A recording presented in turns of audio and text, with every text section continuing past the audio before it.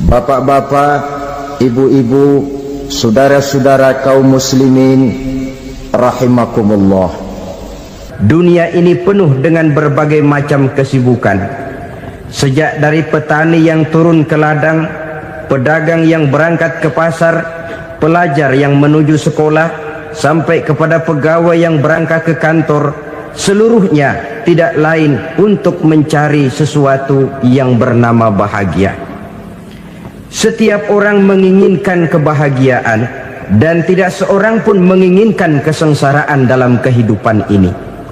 Namun nyatanya tidak setiap orang yang ingin bahagia mengetahui jalan yang harus ditempuhnya untuk sampai kepada kebahagiaan itu. Maka pada kesempatan pertemuan kali ini, saya ingin menyampaikan sebuah hadis dari junjungan kita baginda Nabi besar Muhammad sallallahu alaihi wasallam yang termuat dalam kitab Mukhtarul Ahadits An-Nabawiyah, di mana beliau bersabda, arba'un min sa'adatil mar'i.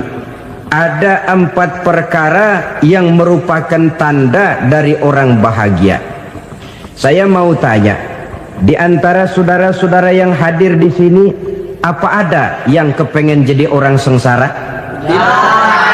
Seluruhnya tentu ingin mendapatkan kebahagiaan. Maka menurut resep dari Nabi kita, tanda orang bahagia itu 4. Jadi kalau saudara ingin bahagia, harus mempunyai 4 perkara ini. Yang pertama, orang bahagia itu kata Nabi, darun wasi'un. Punya rumah biar bagus asal gede. Enak ngaturnya, daripada sudah punya rumah kecil adanya di pinggir kali, gubuk, kalau hujan bocor, miring lagi, kiamat. Loh, kalau gitu Islam materialis dong. Hadis ini boleh diartikan dengan makna hakiki, arti yang sebenarnya, boleh diartikan dengan makna majazi, arti kiasan. Kalau dia diartikan dengan arti kias, maka yang dimaksud darun wasi'un ay qalbun wasi'un. Rumah yang luas tidak lain daripada hati yang lapang. Karena di situ kunci kebahagiaan yang sebenarnya. Walaupun kita cuma tinggal di petak berukuran 2 kali 3 meter, kalau hati kita luas-luas rasanya rumah itu. Tapi biar rumah kita halamannya saja puluhan ribu hektar, ada kolam renangnya, kamar tidurnya tidak lagi terhitung. Kalau hati yang menempati rumah itu sempit, maka akan terasa sempit jugalah rumah itu. Tempat bergantungnya tidak lain adalah hati. Marilah kita mencoba melihat berbagai pandangan orang tentang bahagia ini. Ada orang menyangka bahwa bahagia itu kalau dia mendapatkan harta yang sebanyak-banyaknya. Siapa yang banyak harta, dialah raja. Apa yang dia mau, seluruhnya bisa dibeli. Keamanannya, dia bisa menyewa petugas.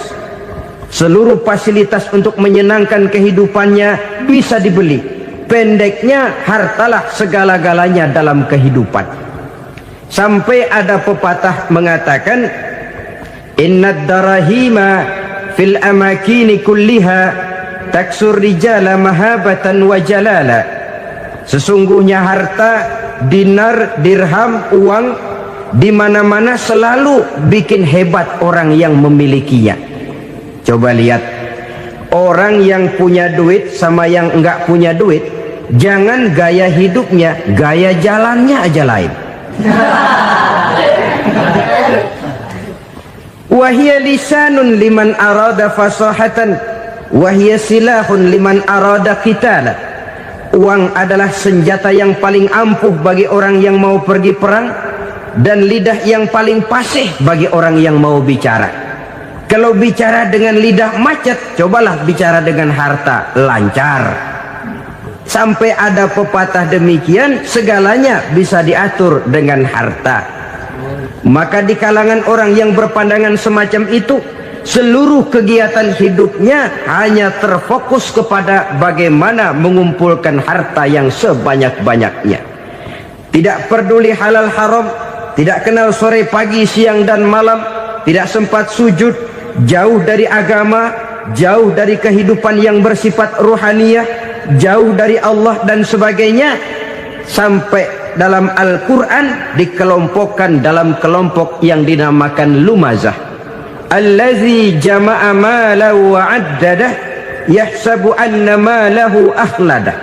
Mereka mengumpul-ngumpulkan harta sebanyak-banyaknya dan menyangka bahwa harta yang banyak itu dapat mengekalkan hidupnya, mengekalkan kekayaannya, mengekalkan kebahagiaannya.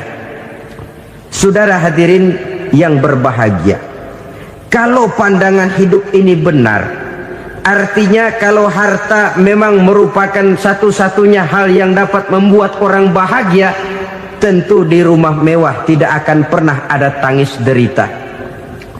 Tentu di satu tempat di mana fasilitas hidup serba menunjang tidak ada yang namanya penderitaan. Tapi suka dan duka, sedih dan gembira, senyum dan tawa adalah milik setiap orang, baik dia punya harta maupun dia tidak punya harta. Nyatalah bahwa harta semata-mata bukan merupakan jaminan bahwa orang akan bahagia, walaupun tanpa harta orang sulit untuk bahagia. Saya mau cerita, ada orang super kaya, namanya Aristotle Onassis, raja tanker Yunani. Dia punya kapal tanker saja konon sampai 11 banyaknya. Punya perusahaan penerbangan yang disebut Olympic Airlines, punya hotel di berbagai kota besar di dunia ini, sejak dari New York, London, Paris, Rome dan sebagainya. Bahkan punya pulau yang dia namakan Pulau Scorpio. Ini kan namanya sudah kaya nggak tanggung-tanggung, punya pulau. Nah, dia punya 2 orang anak, yang satu laki-laki namanya Alexander, yang satu perempuan namanya Maria Onassis. Seluruh harapannya tertumpah kepada anak lakinya Alexander ini, yang akan meneruskan usahanya, meneruskan kekayaannya, meneruskan dinastinya. Apa yang terjadi? Ternyata anak yang dia harapkan yang bernama Alexander ini mati muda dalam kecelakaan pada waktu dia olahraga. Apa olahraganya? Namanya olahraga anak orang kaya, golongan jet set. Olahraganya olahraga pesawat terbang. Jatuh, ya nggak kapungut, habis mati. Tinggal satu anak perempuannya, Maria Onassis. Tapi anak perempuan ini juga malah urakan. Terakhir dia pacaran, bahkan kemudian kawin sama orang Rusia. Rupanya Aristotle Onassis ini broken. Kekayaannya yang berlimpah ruah, perusahaannya yang begitu banyak, siapa yang akan meneruskan? Siapa yang akan menggantikan? Sampai kemudian dia mengurung diri di Pulau Scorpio dan mati di sana secara mengenaskan. Seorang multijutawan, seorang yang super kaya, mati menyendiri di pulau sepi. Ibarat kata pepatah, anak ayam mati di lumbung. Bukan kekurangan makanan, keurugan makanan. Begitu kehidupan Aristotle Onassis. Dan banyak orang-orang yang sudah demikian kaya sampai dibingungkan oleh kekayaannya sendiri. Telusurilah kehidupan David Rockefeller misalnya, Henry Ford misalnya, Adnan Khashoggi misalnya. Multi jutawan yang kadang-kadang dibuat keder oleh kekayaannya sendiri. Pantas ketika Imam Ali ditawarkan orang, "Ya Ali, kalau kepadamu disuruh pilih ilmu atau harta, kau pilih mana?" Ya jelas pilih ilmu dong. Kenapa?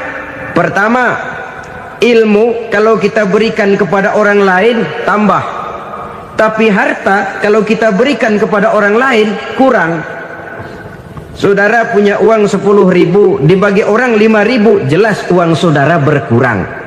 Tapi saudara punya ilmu, diberikan kepada orang lain bisa, saudara pun makin mantep. Tidak lantas jadi bodoh karena ngajarin orang. Saudara bisa Fatihah lalu mengajarkan orang Fatihah. Orang bisa, saudara pun makin hafal. Tidak lantas setelah diajarin orang ilmunya hilang. Begitu datang dia minta orang, tolong ajarin saya Fatihah, udah habis, nggak ada.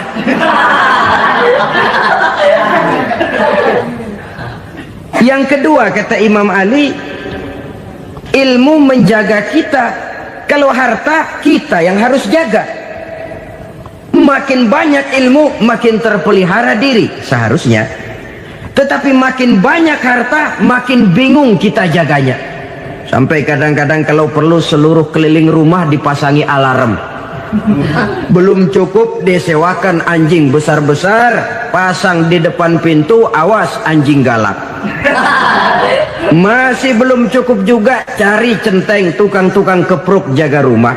Masih terasa belum aman, padahal rumahnya dikelilingi tembok besar. Di balik tembok ada pintu-pintunya tebal. Di balik pintu itu terbuka masuk kamar, kamar pun ada pintunya, pintunya pun kuat. Masuk ke dalam kamar ada lemari, lemarinya pun pintunya kuat, dikunci, kuncinya pun kuat. Tapi terhadap seluruhnya yang timbul cuma sekedar was-was saja. Kesimpulannya sekali lagi, tanpa harta orang memang sulit untuk bahagia.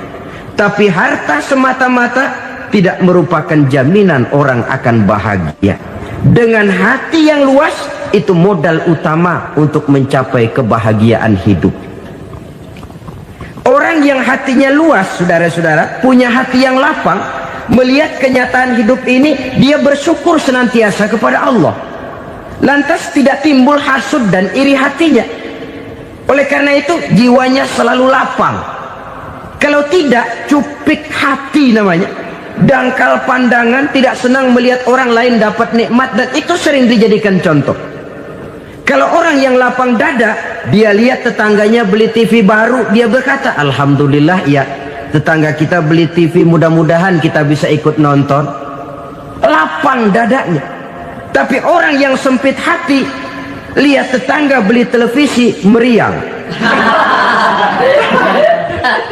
Enggak diapa-apain, meriang. Besoknya dengar tetangga beli motor, makin sakit, ke rumah sakit. Lalu di rumah sakit dengar tetangganya beli mobil, mati. Disiksa oleh perasaannya sendiri. Orang kalau hati sudah sempit dalam hidup, kemanapun dia pergi, sempit rasanya medan kehidupannya. Kemudian kita melihat juga ada orang yang menilai bahwa bahagia itu katanya kalau punya kedudukan yang tinggi, pangkat yang agung, wibawa yang besar. Mungkin betul, tapi mungkin juga tidak. Bergantung kepada hati orang yang punya pangkat itu. Sama dengan harta tadi. Harta akan membawa bahagia kalau dia jatuh ke tangan orang yang berhati lapang. Tapi harta akan jadi bencana kalau jatuh ke tangan hati orang yang sempit. Pangkat akan membawa bahaya kalau jatuh di tangan hati orang yang sempit. Lebih dari itu, kenyataan mengajarkan kepada kita bahwa ternyata pangkat dan jabatan tidak selamanya memberikan kebahagiaan dalam kehidupan. Bahkan resikonya kelewat besar. Beberapa bukti kita bisa ambil dari para pemimpin dunia yang menjadi korban lantaran pangkat dan jabatan yang disandangnya. Saudara ingat Presiden Abraham Lincoln dan John Kennedy dari Amerika? Dibunuh orang. Park Chung-hee dari Korea Selatan, Ziaur Rahman dari Bangladesh, Anwar Sadat dari Mesir, terakhir Indira Gandhi dari India, menjadi korban dari pangkat dan jabatan yang disandangnya dari orang-orang yang tidak senang dia memegang jabatan itu. Dia akan mudah mengundang bencana. Sehingga pantas kalau seorang presiden terkemuka Amerika, Harry Truman namanya, dia mengatakan jabatan presiden itu, kata dia, seperti orang nunggang macan, naik macan.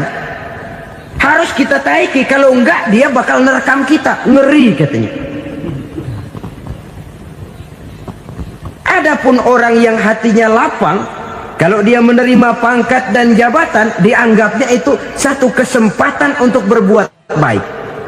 Tapi orang yang berhati sempit, menerima pangkat dan jabatan, bukan kadang-kadang menerima, malah berusaha setengah mati mencapai dengan segala cara.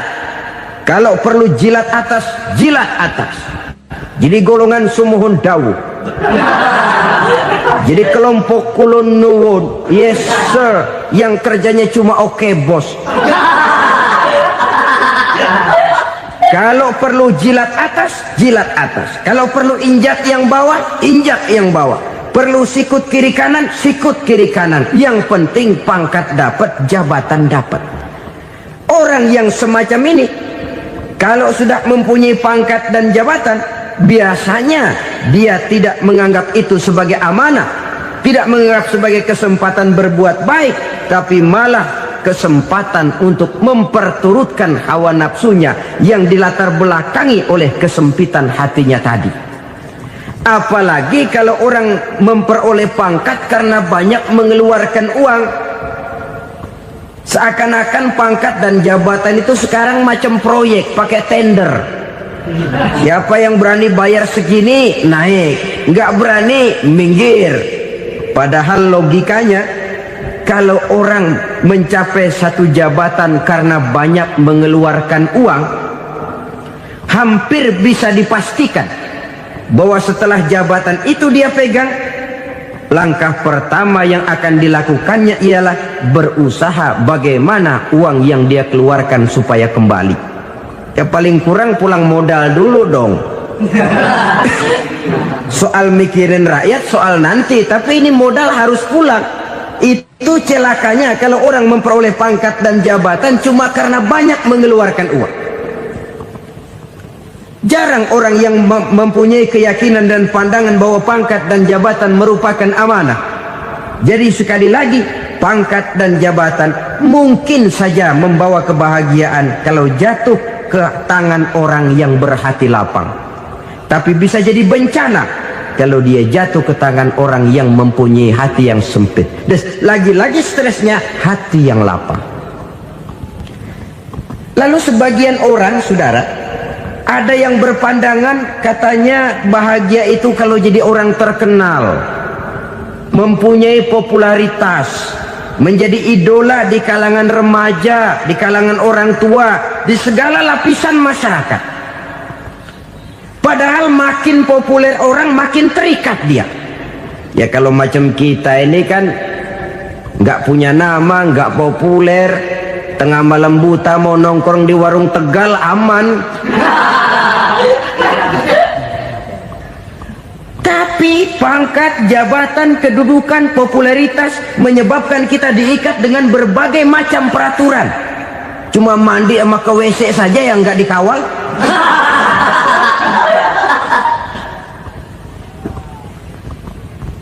Benarkah popularitas, ketenaran membawa kebahagiaan? Mungkin, ya, tapi mungkin juga tidak. Kenapa? Banyak orang-orang populer yang mengakhiri hidupnya secara tragis. Kita ambil beberapa nama. Di Amerika tahun 60-an ada bintang seksi paling terkenal yang dijuluki seks bom, bom seks. Sampai sekarang jadi legenda, namanya Marilyn Monroe. Singkatan doublenya itu inisialnya MM, Marilyn Monroe. Terkenal top sampai dia mati tahun 62, namanya sekarang masih saja dibicarakan orang. Kenapa dia bunuh diri? Tidak punya hartakah dia? Banyak. Kurang populerkah dia? Seluruh dunia mengenalnya. Sejak rakyat kecil sampai pejabat tinggi dia punya hubungan. Kenapa? Jenuh. Dia terlahir dalam keadaan yatim. Setelah itu tidak lama dia berangkat remaja, ibunya meninggal. Pindah dari wanita asuh ke wanita asuh sampai 12 orang ibu angkatnya. Dan kekecewaan yang paling parah, setiap laki-laki yang dekat dengannya hanya seperti kapal berlabuh. datang dan pergi silih berganti, padahal dia merindukan seseorang yang bisa melindungi hidupnya. Dia rindukan itu dan dia tidak pernah menemukan. Itu yang akhirnya menyebabkan dia minum pil tidur kelewat dosis, minum obat tidur kebanyakan, ya tidur terus sampai sekarang.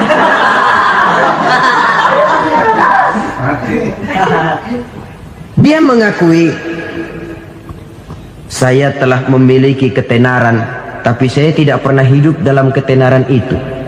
Saya pandai main sandiwara, tapi saya ingin hidup dalam alam yang real sebagaimana umumnya orang. Itu yang dia rindukan. Menyusul jejak yang namanya Marilyn Monroe ini, Billie Holiday, saudara kenal tentu, di rumah sakit dirawat. Dia juga minum obat overdosis, mati lagi. Jimi Hendrix minum obat tidur overdosis kelewat batas, mati lagi. Lalu yang menghanyutkan diri di danau, Janis Joplin dan Brian Jones. Ini orang-orang populer, orang-orang terkemuka yang mengakhiri hidup secara tragis, bukan karena tidak terkenal, mungkin karena sudah saking terkenalnya. Contoh paling belakangan, Bruce Lee. Wah, ini tukang-tukang keprok tentu kenal siapa dia. Sampai sekarang pun tabir kematiannya masih merupakan misteri. Dan yang masih hidup juga menunjukkan gejala yang aneh. Michael Jackson, rumahnya di Beverly Hills itu dijaga sedemikian rupa, dan dia selalu curiga kepada setiap makanan harus steril, bersih dari segala macam kimia. Kemana dia pergi, itu tukang-tukang keprok sudah selalu menjaga dan mengawal, dan dia seakan takut menunjukkan mukanya yang asli. Hingga kalau tampil ke tengah di luar show, dia kadang memakai pakaian yang tidak menunjukkan dia yang sebenarnya, takut dikenali orang. Ternyata popularitas sering jadi momok yang meracuni kehidupan manusia. Oleh karena itu, benarlah junjungan kita pada saat beliau mengajarkan orang akan bahagia kalau dia mempunyai hati yang lapang. Nah, sekarang masalahnya untuk mendapatkan hati yang lapang, caranya bagaimana? Kita kembali kepada konsep Quran. Allah mengajarkan, ala inna bi dzikrillahi tatmainnul qulub. Ketahuilah bahwa dengan banyak mengingat Allah, hati akan tenang, jiwa akan lapang. Dengan kata lain, dekat dengan agama, merasakan kehadiran Allah dekat dalam hidup. Itu muara pertama untuk mencapai hati yang lapang. Ala inna bi dzikrillahi tatmainnul qulub. Jangan macam orang sekarang ingin mendapatkan ketenangan lalu tapak di puncak gunung, di gua-gua, di tempat sepi. Iyalah kalau nggak ada ular. Kalau tergigit ular berbisa, ketenangan belum, mati jelas itu. Islam positif untuk mendapatkan ketenangan. Ala inna bi dzikrillahi tatmainnul qulubi. Bahwa ketahuilah bahwa dengan banyak mengingat Allah, hati akan tenang, jiwa akan lapang, nuansa pikiran akan luas. Karena yang namanya bahagia ada dimanapun manusia berada. Di kampung ada bahagia, di kota ada bahagia, di ngarai, di lembah, di gunung, di hutan, di lautan, di angkasa luar, dimanapun bahagia itu ada kalau kita bermodalkan hati yang lapang ini. Dan hati akan lapang kalau kita dekat dengan agama. Dekat dengan harta buat sementara hati mungkin tenang, tapi ketenangan yang relatif dan temporer. Apalagi orang tiap kali tambah harta, tiap kali tambah rencana. Itu wajar. Mungkin sebelumnya saudara berpikir, kalau punya duit 5.000 enak nih. Begitu punya duit 5.000, aduh sayang kalau 10.000 aja. Tiap kali tambah harta, tiap kali lain rencana. Makin banyak rencana, makin menjauhkan kita dari yang namanya ketenangan. Padahal ketenangan merupakan unsur utama untuk mencapai bahagia. dan ketenangan itu bermuara dalam hati manusia. Tengoklah kehidupan ini. Orang yang banyak harta dengan orang miskin, berbedakah rasa sakit yang mereka tanggungkan? Rasanya tidak. Walaupun si kaya tidur di kasur empuk berselimutkan sutra mahal, sementara si miskin meringkuk di balai bambu yang keras dan kasar. Apabila maut datang, dia juga tidak pernah pilih bulu. Maut datang menjemput si kaya di singgasana keemasannya, dikelilingi oleh para pengasuh, dayang dan inang serta para pengawal. Dan maut pun datang menjemput si miskin papa, sehingga ia tergelepar di tepian jalan. Kedua-duanya bernama mati. Kalau nyata bahwa sakit yang ditanggung si kaya tidak beda dengan sakit yang ditanggung si miskin, bukan harta semata yang membuat orang bahagia. Hati yang tenang, jiwa yang lapang penuh kedamaian karena banyak berzikir dan mengingat Allah, itu merupakan modal utama untuk mencapai sesuatu yang bernama bahagia.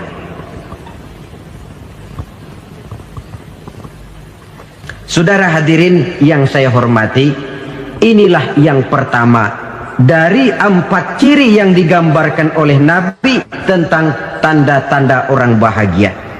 Dan harus berangkat dari yang pertama ini, hati yang lapang. Ini yang harus kita miliki lebih dahulu, baru nanti akan menyusul kepada poin yang ketiga, kedua dan selanjutnya. Sebab kalau hati sudah terisi dengan jiwa yang lapang, seluruh persoalan insya Allah akan bisa kita atasi dengan sebagaimana mestinya. Yang kedua sekarang, tanda orang bahagia menurut baginda Nabi, markabun syariah. Orang bahagia itu, kata beliau, punya kendaraan biar cepat asal lancar. Artinya kemana dia mau pergi mudah. Apa maksud hadis ini? Kalau kita kaji lebih dalam, kendaraan itu kan alat transportasi. Transportasi tidak lain adalah usaha memudahkan komunikasi. Pindah dari situ kepada teori bahwa manusia adalah zon political, makhluk bermasyarakat yang tidak bisa memenuhi kebutuhan hidupnya secara sendirian. Kita memerlukan keberadaan orang lain dalam kehidupan ini. Untuk memakai baju saja kita sudah perlukan petani yang tanam kapas, pabrik yang memintal kapas jadi benang, pabrik yang menenun benang jadi kain, sampai kepada mesin jahit, sampai kepada tukang jahit. Itu cuma untuk memakai pakaian saja. Tidak seorang pun di antara kita yang sanggup memenuhi kebutuhan hidupnya secara sendiri. Kita perlu orang lain. Maka kebebasan dalam arti mutlak, kebebasan tanpa batas, itu tidak mungkin ada dalam kehidupan. Karena kita mengadakan yang disebut interaksi sosial. Setiap kegiatan kita tentu melibatkan orang lain. Menurut kita barangkali kita bebas jalan di jalan raya semaunya, tapi orang lain berkendaraan pun merasa bahwa ini ada juga jalan haknya, dan begitu selanjutnya. Oleh karena itu, maksud dari kendaraan yang cepat ini adalah khulata'uhu ma'as solihin. Lingkungan pergaulannya terdiri dari orang-orang soleh. Pergaulannya luas. Kemana dia pergi ada temannya. Kesulitannya ada tempat dia cerita. Dan kesulitan kalau sudah diceritakan kepada orang lain, taruh kata orang itu tidak bisa menolong, namun menceritakannya kepada orang yang kita percayai, kan paling kurang sudah mengurangi beban jiwa, mengurangi tanggungan batin, merasa masih ada tempat kita cerita. Maka lebih baik orang awam yang mau bergaul ketimbang orang setengah alim tapi ngunci pintu. Sebab nantinya akan timbul sikap picik, cupik pandangan, dan tidak luas menghadapi kenyataan dalam kehidupan ini. Namun yang harus kita garis bawahi, pergaulan memang mesti luas. Namun jangan sekali-kali lupa bahwa pergaulan sangat besar pengaruhnya dalam ikut membentuk kepribadian manusia. Sehari-hari bisa kita bilang, Kalau kita dekat sama tukang minyak wangi, sekalipun nggak dibagi minyaknya, baunya tentu dapat. Betul? Tapi dekat sama tukang elas, walaupun nggak kena apinya, asapnya mesti kena. Kalau Syauqi mengatakan lebih jelas lagi, man asyaral asyrafa asya musyarrafan wa muasyiral anzali ghairu musyarrafin. Awalam taral jildal hakira muqabbalan bisagri lamma sara jildal mushaf. Siapa yang bergaul dengan orang mulia, dia bakal ikut menjadi mulia. Tapi siapa yang berteman dengan orang hina, dia tidak bakal ikut menjadi mulia. Tidakkah kau lihat, kata Syauqi, kulit kambing yang hina pun dicium orang ketika menjadi kantong Quran. Kulit kambing hina, kalau dia sendirian gak ada yang mau cium. Tapi begitu dia bergaul dengan Quran, menjadi kantong Quran, dipakein minyak wangi, ditaruh di tempat yang tinggi, mau diambil dicium dulu, dibawa dengan penuh hormat dan hati-hati. Kulit kambing yang hina lantaran berteman dengan Quran, numpang mujur. Tapi coba lihat kalau kulit kambing berteman dengan kayu, jadi beduk, habis. Zohor dikemplang, asar dipukul. Itu pun sedikit saja, cuma salah milih teman. Yang temannya Quran dihormati orang, yang temannya kayu lantaran jadi beduk, gelap-gelap subuh orang udah kemplangin.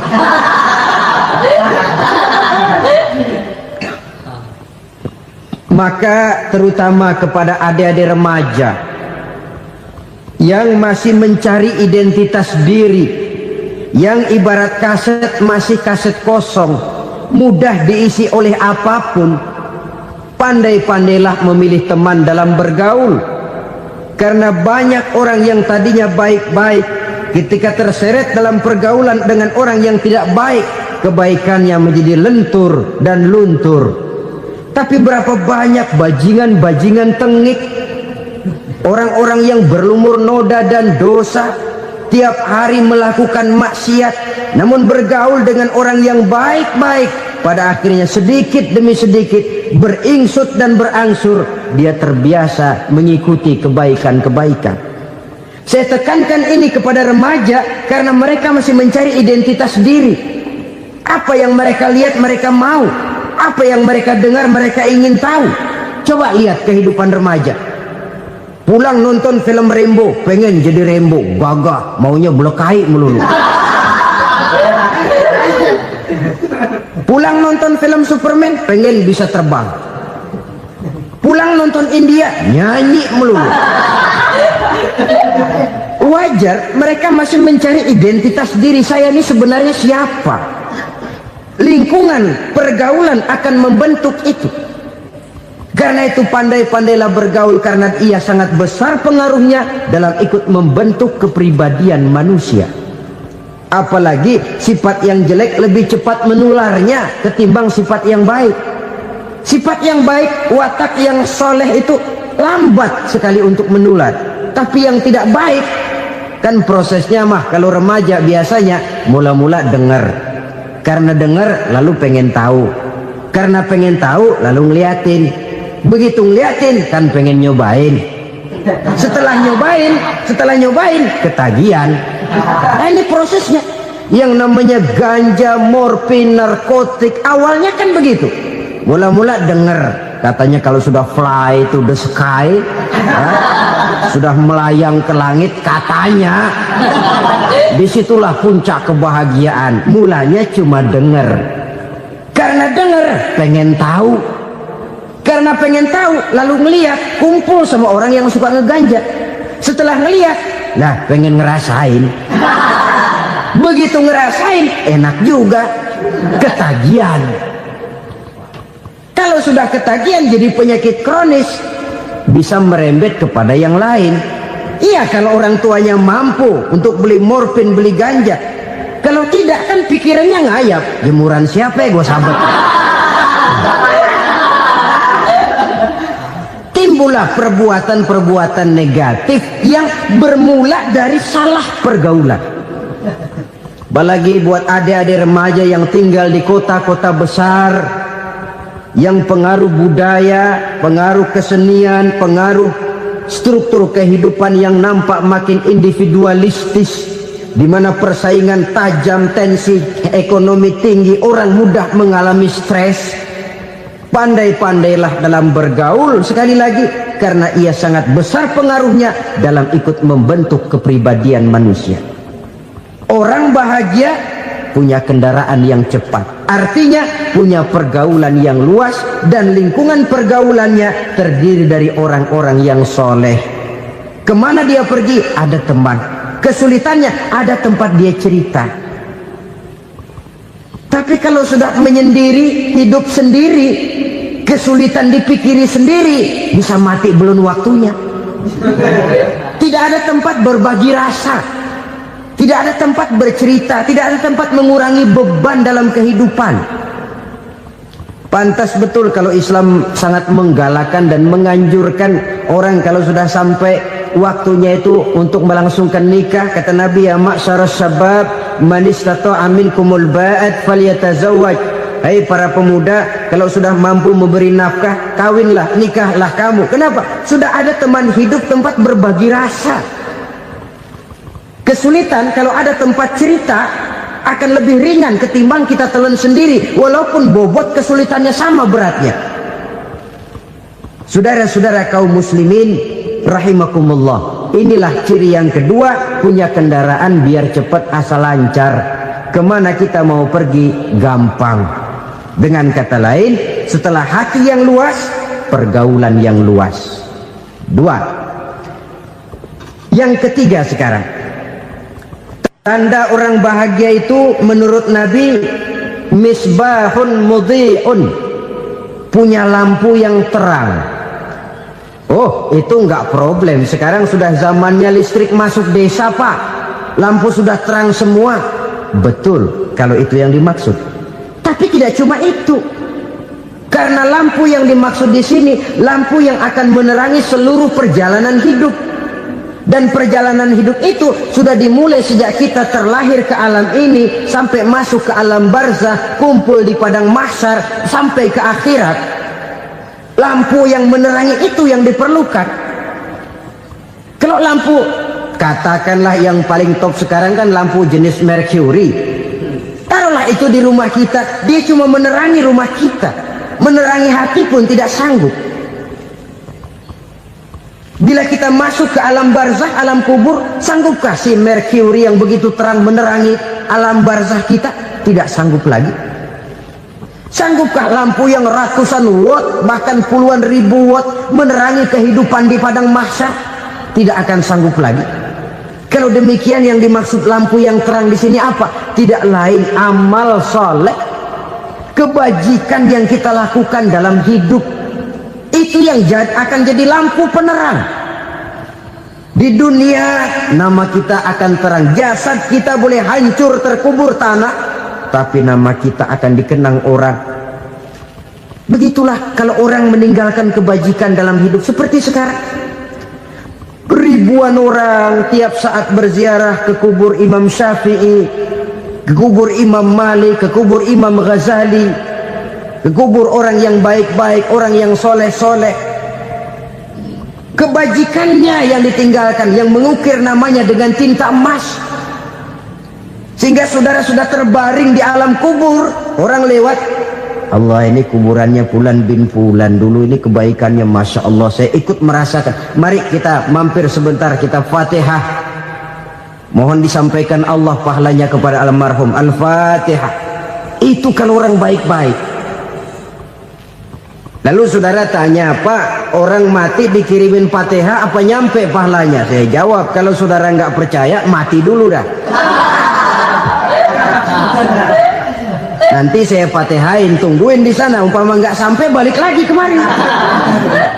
Sekarang ini kan maunya otak-otakan saja, kalau nggak masuk otak nggak percaya.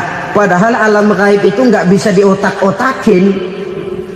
Sama saja dengan saudara pernah dengar cerita kapal tanpa emas tenggelam tak? Pernah nggak?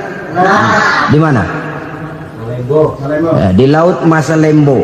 Begitu ke tanpa emas tenggelam, ratusan penumpang itu terjun ke laut, dipermainkan gelombang, berjuang menghadapi maut itu. Orang lagi timbul tenggelam di lautan, dihantam ombak, kita tengokin pakai helikopter. Pak, lagi timbul tenggelam ya? Iya, tolongin. Jangan khawatir Pak, nih saya kirim intan Pak, harganya 10 juta. Kira-kira orang yang timbul tenggelam di laut seneng nggak? Tidak.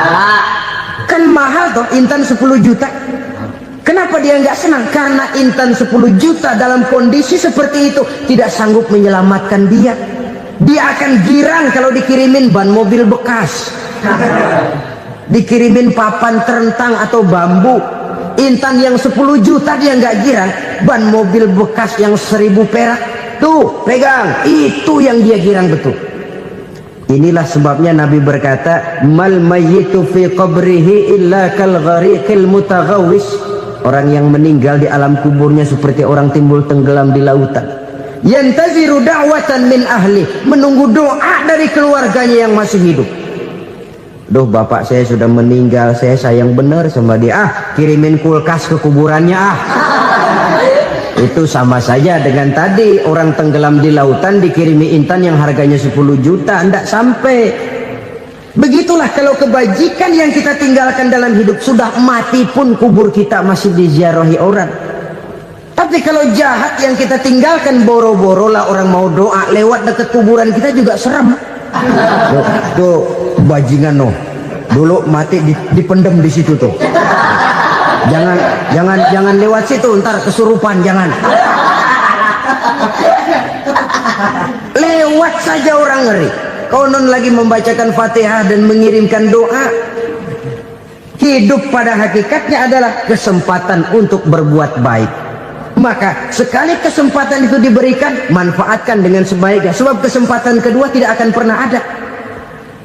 Kesempatan berbuat baik di sini, di akhirat sudah pembalasan namanya.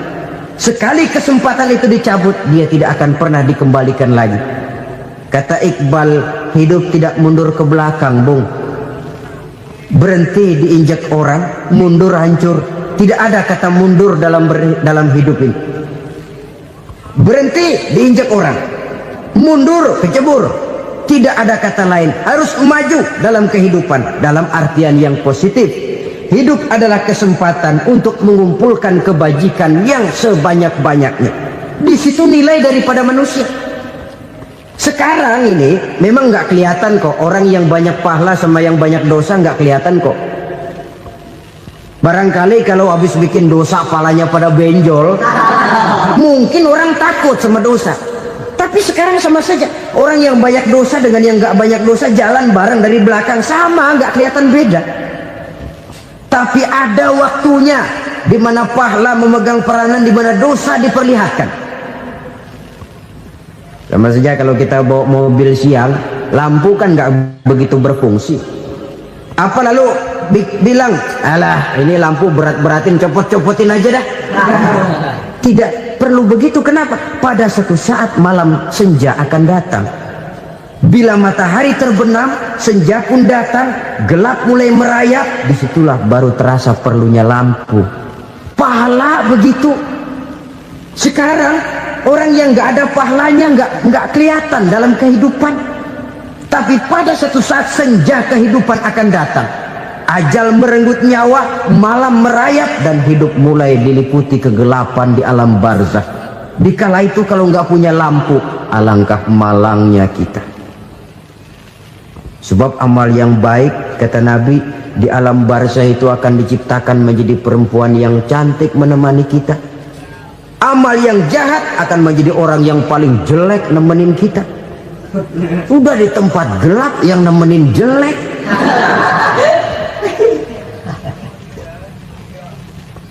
Kaum muslimin rahimakumullah.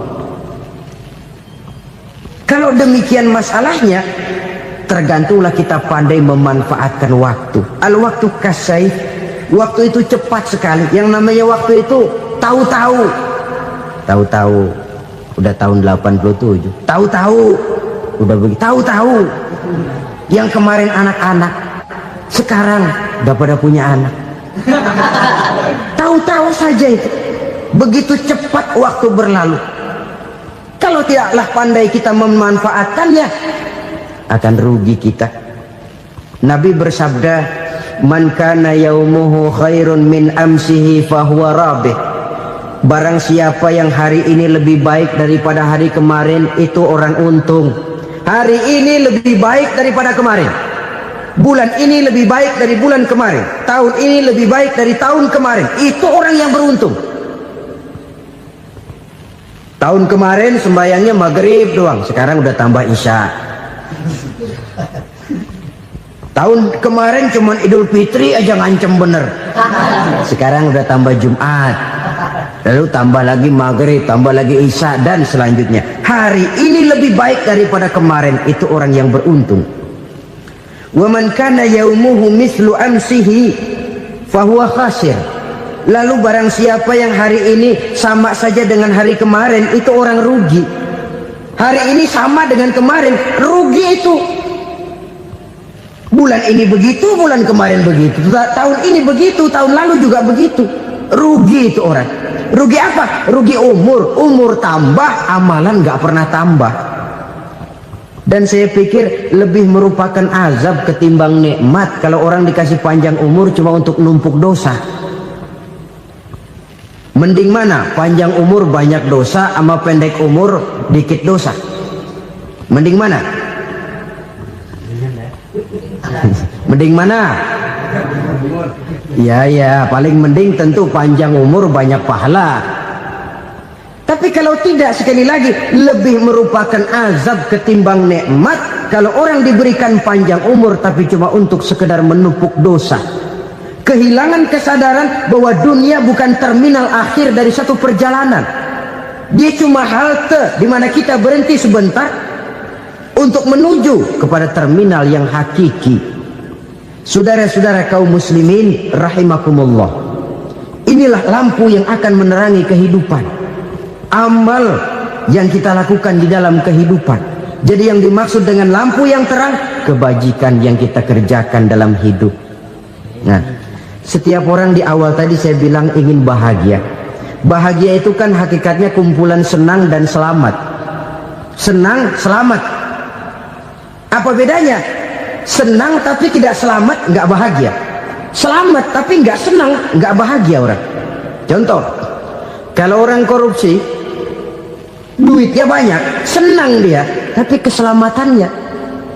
Ada tentara baris di samping rumahnya udah bingung, padahal tentara latihan. Tentara cuma latihan, dia bingung. Senang, tapi karena keselamatannya tidak terjamin, dia tidak bahagia. Sebaliknya pegawai negeri jujur benar, cuma segaji-gajinya, selamat nggak korupsi, tapi melarat, ya nggak bahagia juga, kurang senang. Kesenangan dan keselamatan untuk dunia saja, ya sekali lagi, kalau cuma sekedar untuk dunia saja, bisa dibeli pakai uang. Bisa dibeli pakai uang. Saudara ingin selamat, bisa dibeli pakai uang. Saudara ingin senang, bisa dibeli dengan uang. Tapi setelah mati, masuk ke alam barzah, habis kekuasaan uang. Nggak bisa lagi beli keselamatan pakai uang. Tidak mungkin lagi membeli kesenangan dengan uang. Di situ pahala yang megang peranan. Makin banyak pahala, makin banyak saham untuk membeli kesenangan dan keselamatan, untuk memperoleh yang namanya bahagia. Dan jangan lupa loh, di alam barzah kita nggak sebentar, menunggu datangnya kiamat. Loh iya, kalau kita begitu dikuburin terus kiamat datang, untung. Tapi kalau masih harus 1000, 2000, puluhan ribu tahun yang akan datang, dalam satu penantian yang begitu lama, tanpa saham untuk memperoleh kebahagiaan, satu kemalangan yang tidak ada pernah putus-putusnya.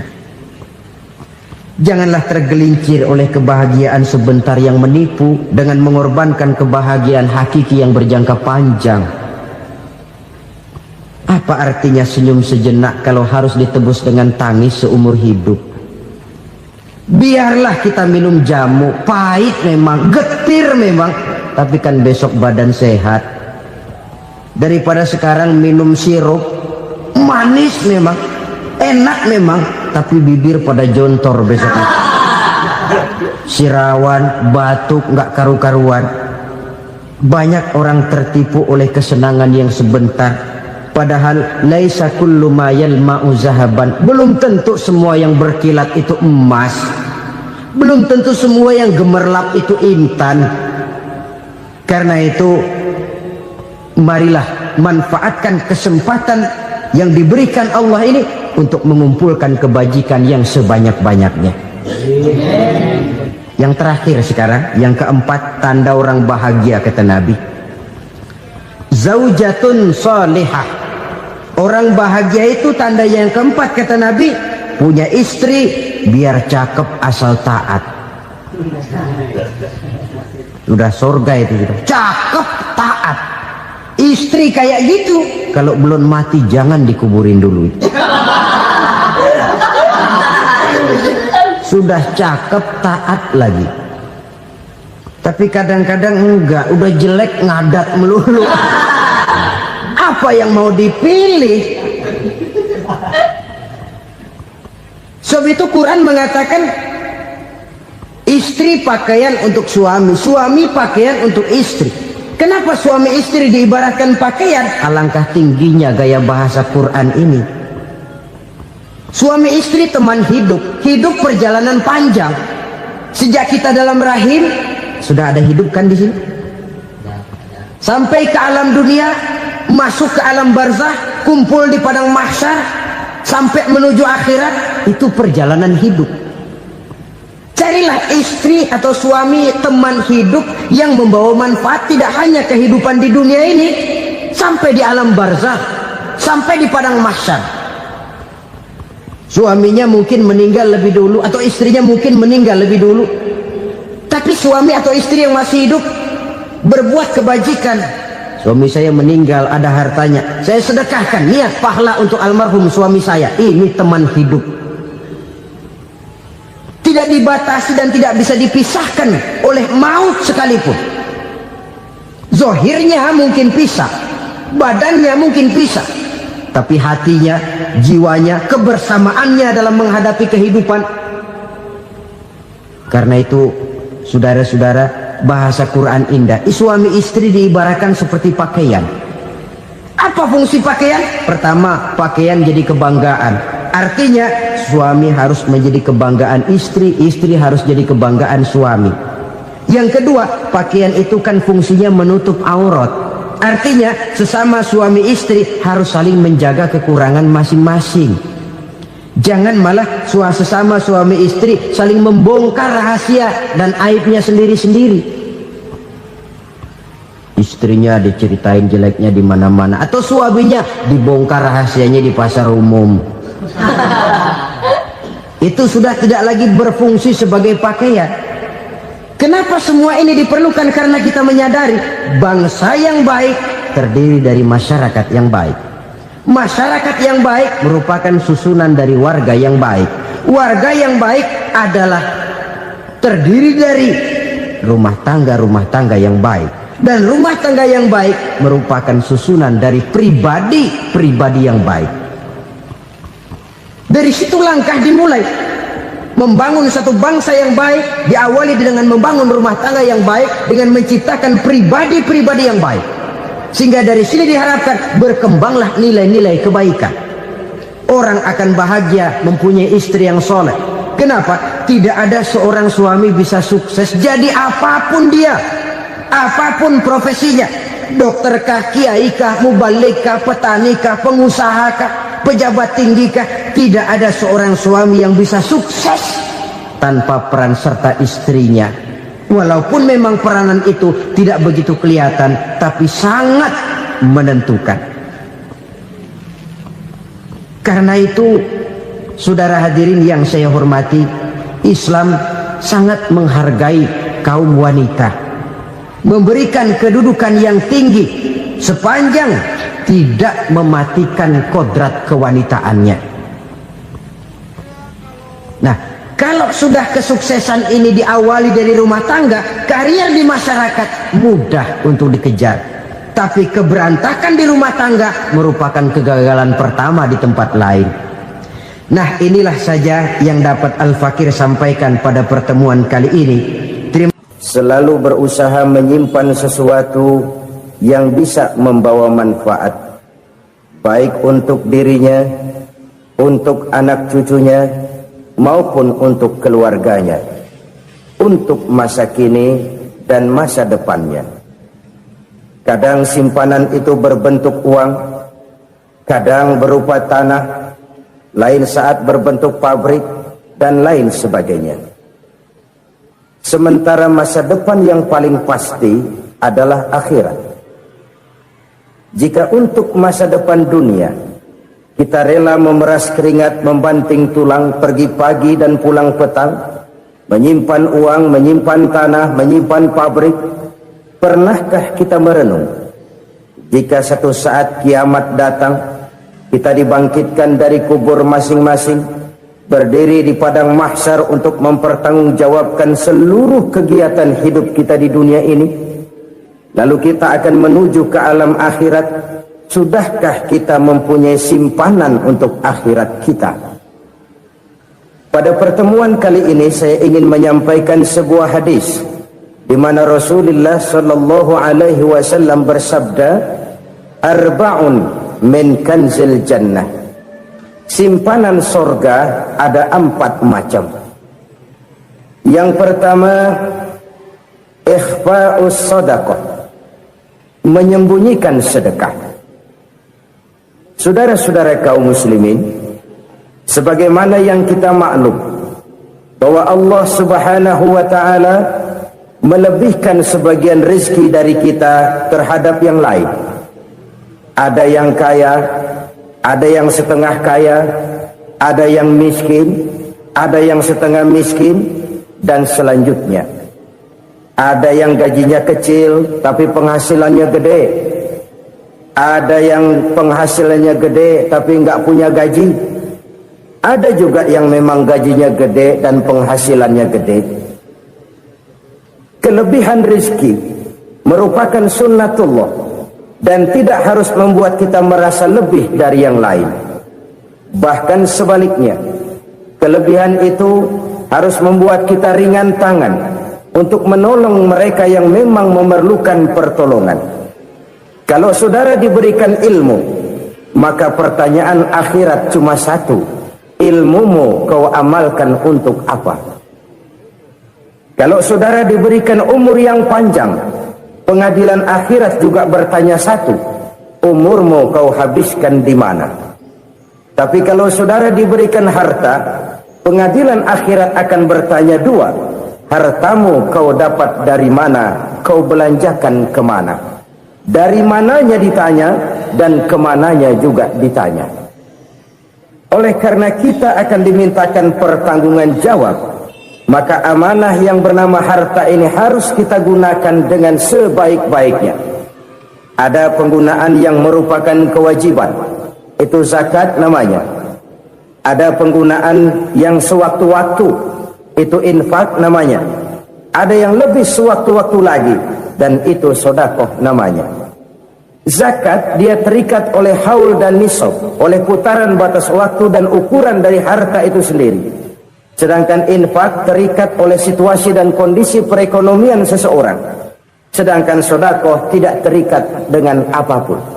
Dalam kondisi seperti apapun kita bisa melakukan sedekah dengan yang terkecil sekalipun. Sampai-sampai Rasulullah sallallahu alaihi wasallam mengajarkan, la tahkiranna minal ma'rufi syai'an walau an talqa akhaka biwajhin talik. Atau ada hadis, tabassumuka fi wajhi akhika laka shadaqah. Senyumanmu kepada temanmu adalah sedekah. Jadi untuk melakukan sedekah tidak harus dalam berbentuk uang. Dengan ilmu kita bisa sedekah, dengan tenaga kita bisa bersedekah, dengan pikiran kita bisa bersedekah, bahkan senyum kepada teman itu pun sedekah. Jadi kalau sedekah dengan uang memang belum punya uang, nyengir aja banyakin. Itu asal pada tempatnya, jangan lalu ketemu tiang listrik cengengesan. Tentu tidak pada tempatnya dan tidak wajar. Nah, sedekah yang paling dicintai Allah adalah sedekah yang disembunyikan. Artinya jauh dari sifat riya.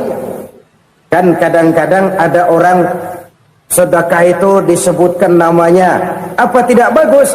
Kalau memang niatnya ikhlas, ya bagus-bagus saja. Untuk memberikan sugesti kepada yang lain. Si Fulan bin Fulan nyumbang sekian, diumumkan.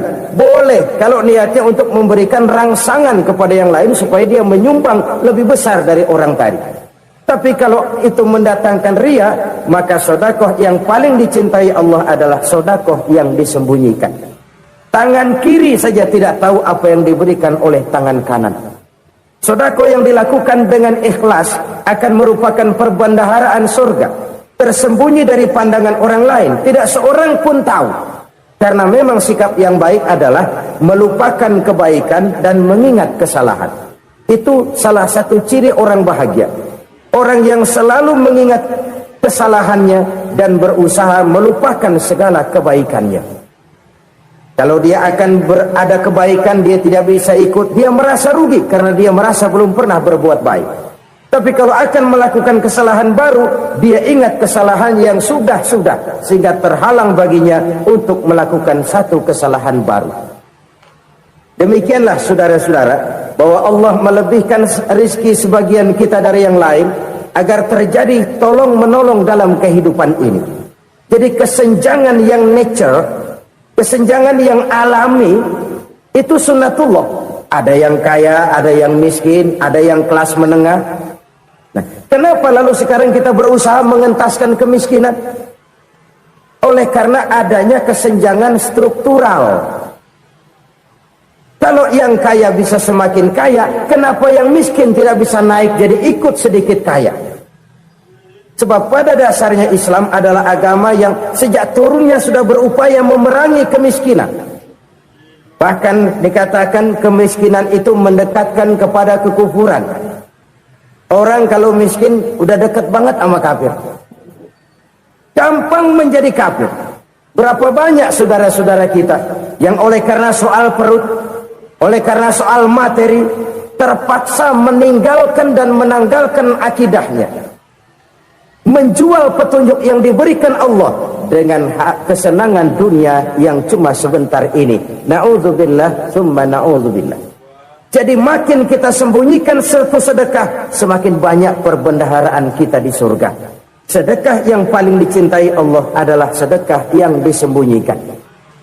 Malahan ada seorang sufi, dia punya kebiasaan kalau pergi sholat Jumat, dia bawa uang, itu uang dia taruh di bawah tikar masjid. Dia niat sedekah kepada siapa saja yang nemuin itu duit. Maksudnya apa? Supaya yang nemuin nggak tahu siapa yang punya duit. Demikian dia saking ingin menyembunyikan sedekahnya. Karena sifat ria itu bisa memakan amal kita sendiri. Ria itu termasuk menyebut-nyebut kebaikan kita. Orang yang suka nepuk dada, sedikit-sedikit ngitungnya kalau nggak gua. Tuh kalau nggak gua tuh yang belas itu kalau nggak gua. Iya kalau nggak lu kenapa emang? Orang yang suka menepuk jasa, tuh biasanya memang begitu saudara-saudara. Kalau perang lagi berkecamuk, orang nggak sempat ngaku jadi pahlawan. Tapi begitu perang selesai, yang kagak kenal bedil ngaku pahlawan, mas. Itu sesuatu yang biasa. Oleh karenanya, orang-orang yang ikhlas dalam bersedekah, disembunyikannya sedekah itu, Allah cinta betul. Malahan ada hadis memberikan jaminan, inna sedaqatal mar'il muslimi tazidu fil umri wa tadfa'u mitatas su'i. Sesungguhnya sedekahnya seorang mukmin tazidu fil umri, bisa menambah umur panjang, wa tadfa'u mitatas su'i, dan menyelamatkan manusia dari mati secara su'ul khatimah. Jadi siapa yang kepengen panjang umur, banyaklah sedekah. Yang bosan hidup, pelit terus. Sedekah menambah panjang umur dan menyelamatkan manusia dari mati secara su'ul khatimah. Pak, katanya umur itu nggak bisa ditambah, nggak bisa dikurangin. Kapan? Kalau ajal sudah datang. Fa idza jaa ajaluhum la yastakhiruna sa'atan wa la yastaqdimun. Kalau ajal datang tidak bisa dimajukan, tidak bisa dimundurkan. Itu kalau ajal sudah datang. Tidak bisa lagi umur ditambah dikurangi, sudah datang. Tapi kalau belum datang, itu kan haknya Allah. Mau ditambah, mau dikurangi, hak prerogatif Allah. Sebagai pencipta manusia, Allah maha kuasa dan maha mampu. Sedekah ini menambah panjang umur dan menyelamatkan manusia dari mati secara su'ul khatimah. Itu orang mati kan sama ya, kondisinya mati, nggak nafas. Tapi hakikat mati kan lain-lain. Ada yang mati itu husnul khatimah, baik akhirnya. Misalnya lagi ngaji mati, lagi sholat mati, lagi sedekah mati. Ini yang dinamakan dengan husnul khatimah, baik di akhirnya. Sebaliknya ada yang su'ul khatimah, jelek di akhirnya. Ini yang jadi catatan akhir. Lagi nyekek botol, mampus. Lagi banting kartu, modar. Su'ul khatimah, jelek pada akhirnya. Sedekah menyelamatkan manusia dari mati secara su'ul khatimah. Dan kita semua kepengen mendapat husnul khatimah, jauh dari su'ul khatimah. Oleh sebab itu yang bisa menyelamatkan kita dari penyakit itu antara lain adalah sedekah yang disembunyikan, yang dikerjakan dengan ikhlas karena Allah. Tidak karena kepengen dipuji orang, tidak karena ingin dikatakan orang pemurah, sebab orang dermawan itu orang yang memberi tanpa harus diminta. Kalau masih harus diminta, ya belum dermawan namanya, masih harus diminta. Kalau nggak diminta ya tulus, lolos, polos. Saudara-saudara kaum muslimin rahimakumullah. Harta adalah amanat dan akan kita pertanggungjawabkan. Allah melebihkan rezeki sebagian kita dari yang lain agar kita saling tolong menolong, bantu membantu. Nabi janjikan siapa yang meringankan beban saudaranya muslim di dunia, Allah akan meringankan bebannya di akhirat nanti. Sebuah jaminan dari baginda Nabi.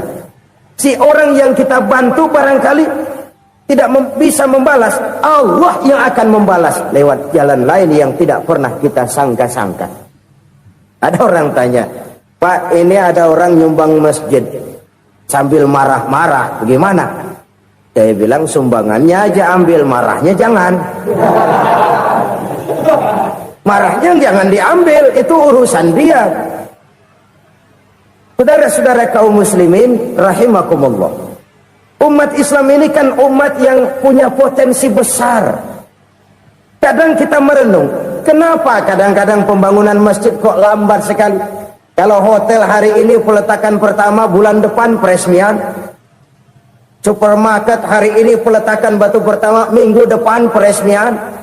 Tapi kalau sudah yang namanya masjid, kadang-kadang peletakan batu pertama sekaligus jadi batu terakhir. 3 tahun, 4 tahun, campur nebar jalak di jalanan, duit dijaring kayak ikan sepat. Apa tidak ada orang Islam yang kaya? Banyak.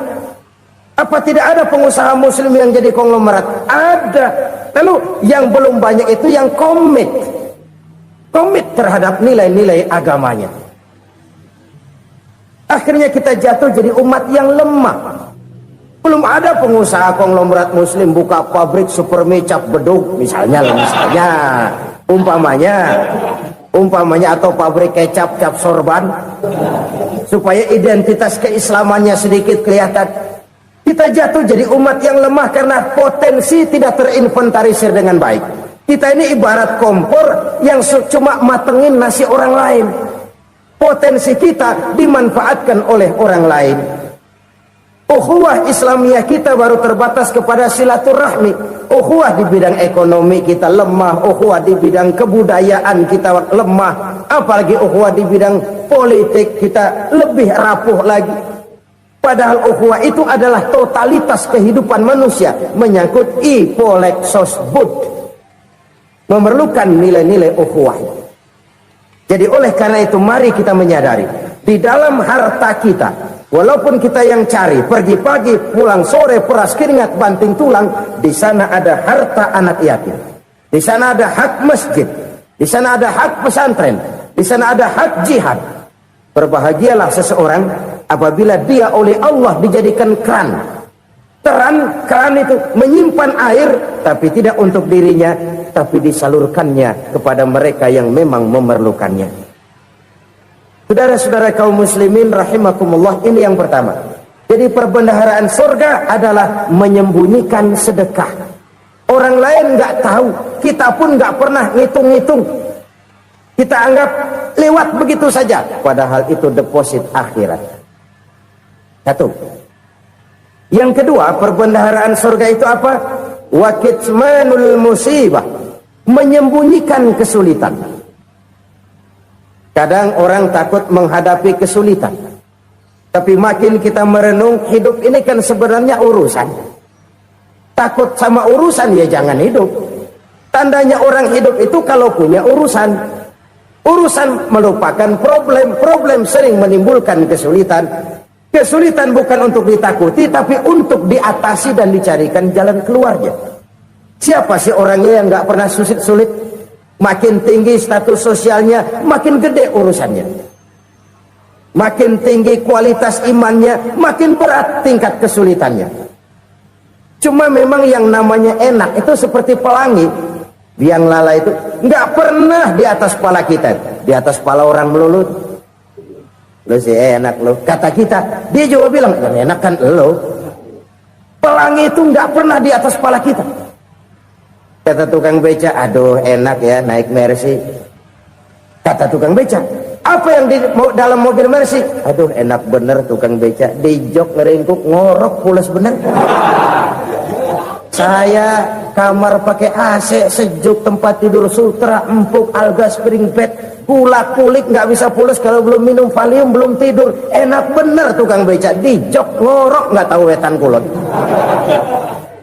Si tukang beca bilang yang di Mercy enak, yang di Mercy bilang tukang beca enak. Inilah enak, nggak pernah di atas kepala kita, di atas kepala orang lain melulu enak itu. Nah, saudara-saudara, yang merupakan perbendaharaan surga itu orang yang bisa menyembunyikan kesulitan, baik pribadi ataupun rumah tangga. Ini terutama rumah tangga yang jadi soalnya. Kadang-kadang kita ini kalau senang, sebaliknya kalau senang kita diam, kalem aja, cuek. Banyak banget duit kita bawaan, diam aja udah. Malah ketemu orang takut. Tapi begitu susah, sekampung tahu. Padahal Nabi mengajarkan perbendaharaan surga itu menyembunyikan musibah, menyembunyikan kesulitan. Kalau enak, cerita sama orang-orang. Kalau nggak enak, rasain sendiri, tekan sendiri, atasin sendiri. Kita kan sebaliknya, tenang kita diam, asal lagi susah, paling tidak kita nyari teman buat cerita kesusahan. Siapa orangnya yang nggak pernah susah? Cuma soalnya bagaimana kita mengatasi kesusahan itu sendiri. Begitu juga misalnya kalau orang sudah berumah tangga, itu orang tuanya harus menjadi tempat dia cerita yang enak-enak saja. Yang nggak enak rasain berdua, selesaikan berdua, atasin berdua. Jangan dibalik. Asal senang diam, giliran susah saja. Maknya laporan. Terbalik. Bisa menjaga security informasi. Maka nama bayam keluar diam, malah seluitan. Enak amat lo makan daging ayam. Security informasi. Saudara-saudara kaum muslimin rahimakumullah, ujian yang terberat itu yang pernah diberikan kepada para nabi, para rasul, para aulia, para ulama. Makin tinggi keimanan, makin berat bentuk kesulitan. Ayo saya kemukakan satu contoh saja. Ada seorang nabi yang kaya, nabi kaya, namanya Nabi Ayub. Iblis kalau orang begini kan keki, ibadahnya rajin, kaya. Nih yang kayak begini susah digodain. Kalau ibadahnya rajin, miskin, kali bisa disogok. Sini imannya mantap, ibadahnya rajin, kaya, nabi lagi. Oh, tapi namanya iblis nggak kurang akal. Laporan, Tuhan, Kenapa Les? Ya ini bahasa saya, bahasa Qur'annya sih nggak gitu. Itu hambamu yang namanya Ayub, dia rajin ibadah cuma karena dikasih kaya aja. Coba kasih miskin dia, berhenti dia sembahyang. Ah, kamu bisa aja. Saya tahu Ayub itu hambaku yang ikhlas. Saya buktiin Tuhan, silahkan. Dibuktiin lah, iblis turun ke alam ini. Yang mula-mula dia lakukan, dia rusak sawah ladang Nabi Ayub. Dia binasakan binatang ternak Nabi Ayub. Sehingga dalam waktu singkat, jatuhlah Nabi Ayub dari orang paling kaya jadi orang paling miskin. Beliau masih ibadah di mihrab dalam masjid. Datang iblis. Saudara Ayub, ya, lagi ngapain? Ibadah. Nyembah Allah, nyembah Allah. Oh, percuma. Kenapa? Tuhan yang ente sembah nih, dia udah bikin miskin ente. Sawah ladang ente hancur lebur, binatang ternak binasa. Sekarang ente jadi orang paling miskin. Ngapain nyembah Tuhan kayak begitu? Tekor. Udah berhenti dah ibadah, berhenti ibadah. Ini iblis sama Tuhan lapornya lain, yang dikerjakan kepada Nabi Ayub juga lain. Benar begitu iblis, kata Nabi Ayub. Iya, sawah ladang saya habis, burus. Binatang ternak saya binasa, binasa. Saya miskin, bangpak. Apa jawab Nabi Ayub? Bukan innalillahi, ya ini hebat. Alhamdulillahillazi a'tani wa akhza minni. Segala puji bagi Allah yang telah memberikan harta kepada saya dan sekarang mengambilnya lagi. Alhamdulillah. Allah yang ngasih, Allah yang ambil. Itu mah urusan Allah. Iblis cuman ibadah jalan terus, sujud lagi Nabi Ayub. Iblis seleher gondok banget. Dasar Nabi nggak mempan dia apa-apain. Miskin malah alhamdulillah. Allah yang ngasih, Allah yang ambil. Jadi kalau kita tidak komit, kita tidak terikat kepada kaya, miskin, senang, susah, apa yang bisa bikin kita susah? Jadikan kekayaan, kemiskinan, jadikan senang susah sebagai anak buah yang bisa kita atur. Jangan kekayaan ngatur kita, jangan kemiskinan ngatur kita. Kita yang harus mengatur mereka. Senang susah, kaya, miskin, bahagia, sengsara, jadikan itu anak buah yang bisa kita atur. Kalau sekarang kita kaya, lain saat boleh jadi kita miskin, semiskin-miskinnya. Allah yang ngasih, Allah yang ambil. Tenaga mana yang bisa menghalangi? Ibadah jalan terus. Iblis makin gondok. Dasar Nabi loh. Akhirnya apa? Nabi Ayub dikerjain, diberikan penyakit. Demikian fatal penyakitnya. Bayangin, udah miskin sakit. Masya Allah. Miskin sakit. Sakitnya nggak lama, kira-kira 16 tahun. Istrinya 3, 2 mental minta ceraiin. Ngerawatin laki bengek begini.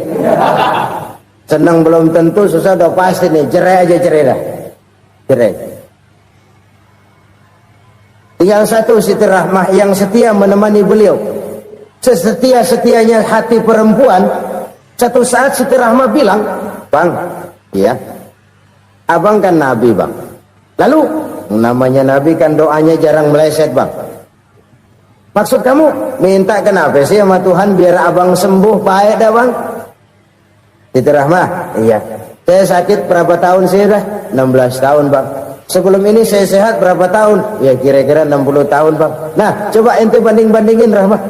Saya dikasih sehat 60 tahun, dikasih sakit 16 tahun. Sudah nggak sabar mau doa kepada Allah minta sembuh. Saya malu kepada Allah.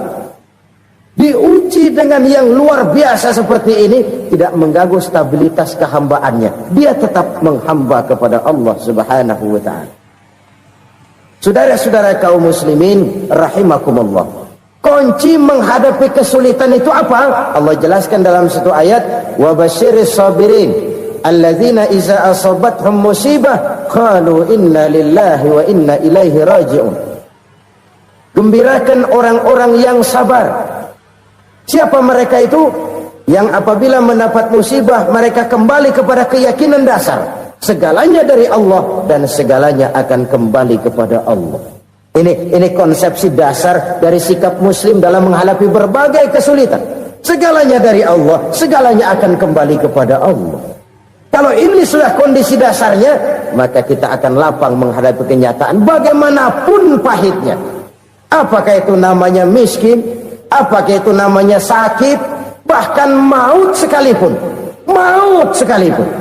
Segalanya dari Allah, segalanya akan kembali kepada Allah. Ini sikap hidup, bukan sekedar ucapan. Kita kadang-kadang menjadikannya sebagai ucapan. Mulutnya sehingga berhenti, innalillahi wa inna ilaihi rajiun, tapi nangisnya terus gerung-gerungan. Bukan itu, ini kesadaran moral. Kalau segalanya dari Allah, segalanya kembali kepada Allah, kan sebenarnya cuma nunggu giliran. Hari ini saya nyembayangin dia, entah hari apa saya disembayangin orang. Hari ini saya antar dia ke kubur, entah hari apa orang nganterin saya ke kubur.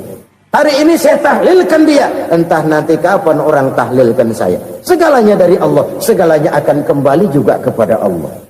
Oleh sebab itu saudara-saudara, kesulitan bukan untuk ditakuti. Kesulitan justru untuk diatasi, dicarikan jalan keluarnya. Dan tidak ada orang yang tidak pernah mendapat kesulitan. Tidak ada. Semakin tinggi status sosial, semakin tinggi kualitas keimanan, semakin besar juga tingkat kesulitan. Hanya saja bagaimana cara kita mengatasinya. Dan Al-Quran menyatakan, innama al-usri yusra. Di balik kesulitan itu pasti ada kemudahan. Roda itu berputar. Karena itu Rasulullah sallallahu alaihi wasallam mengingatkan kepada kita, ta'arraf ila Allah fir raha ya'rifka fis shiddah. Ingatlah kepada Allah di waktu kamu senang, supaya Allah ingat kepada kamu di waktu kamu susah. Kalau waktu senang kita ingat kepada Allah, kita susah, Allah tidak akan meninggalkan kita. Tapi kalau waktu senang kita jauh dari Allah, sujud tidak sempat, dengan masjid jauh, ketika senang kita lupakan Allah. Nanti begitu kita susah,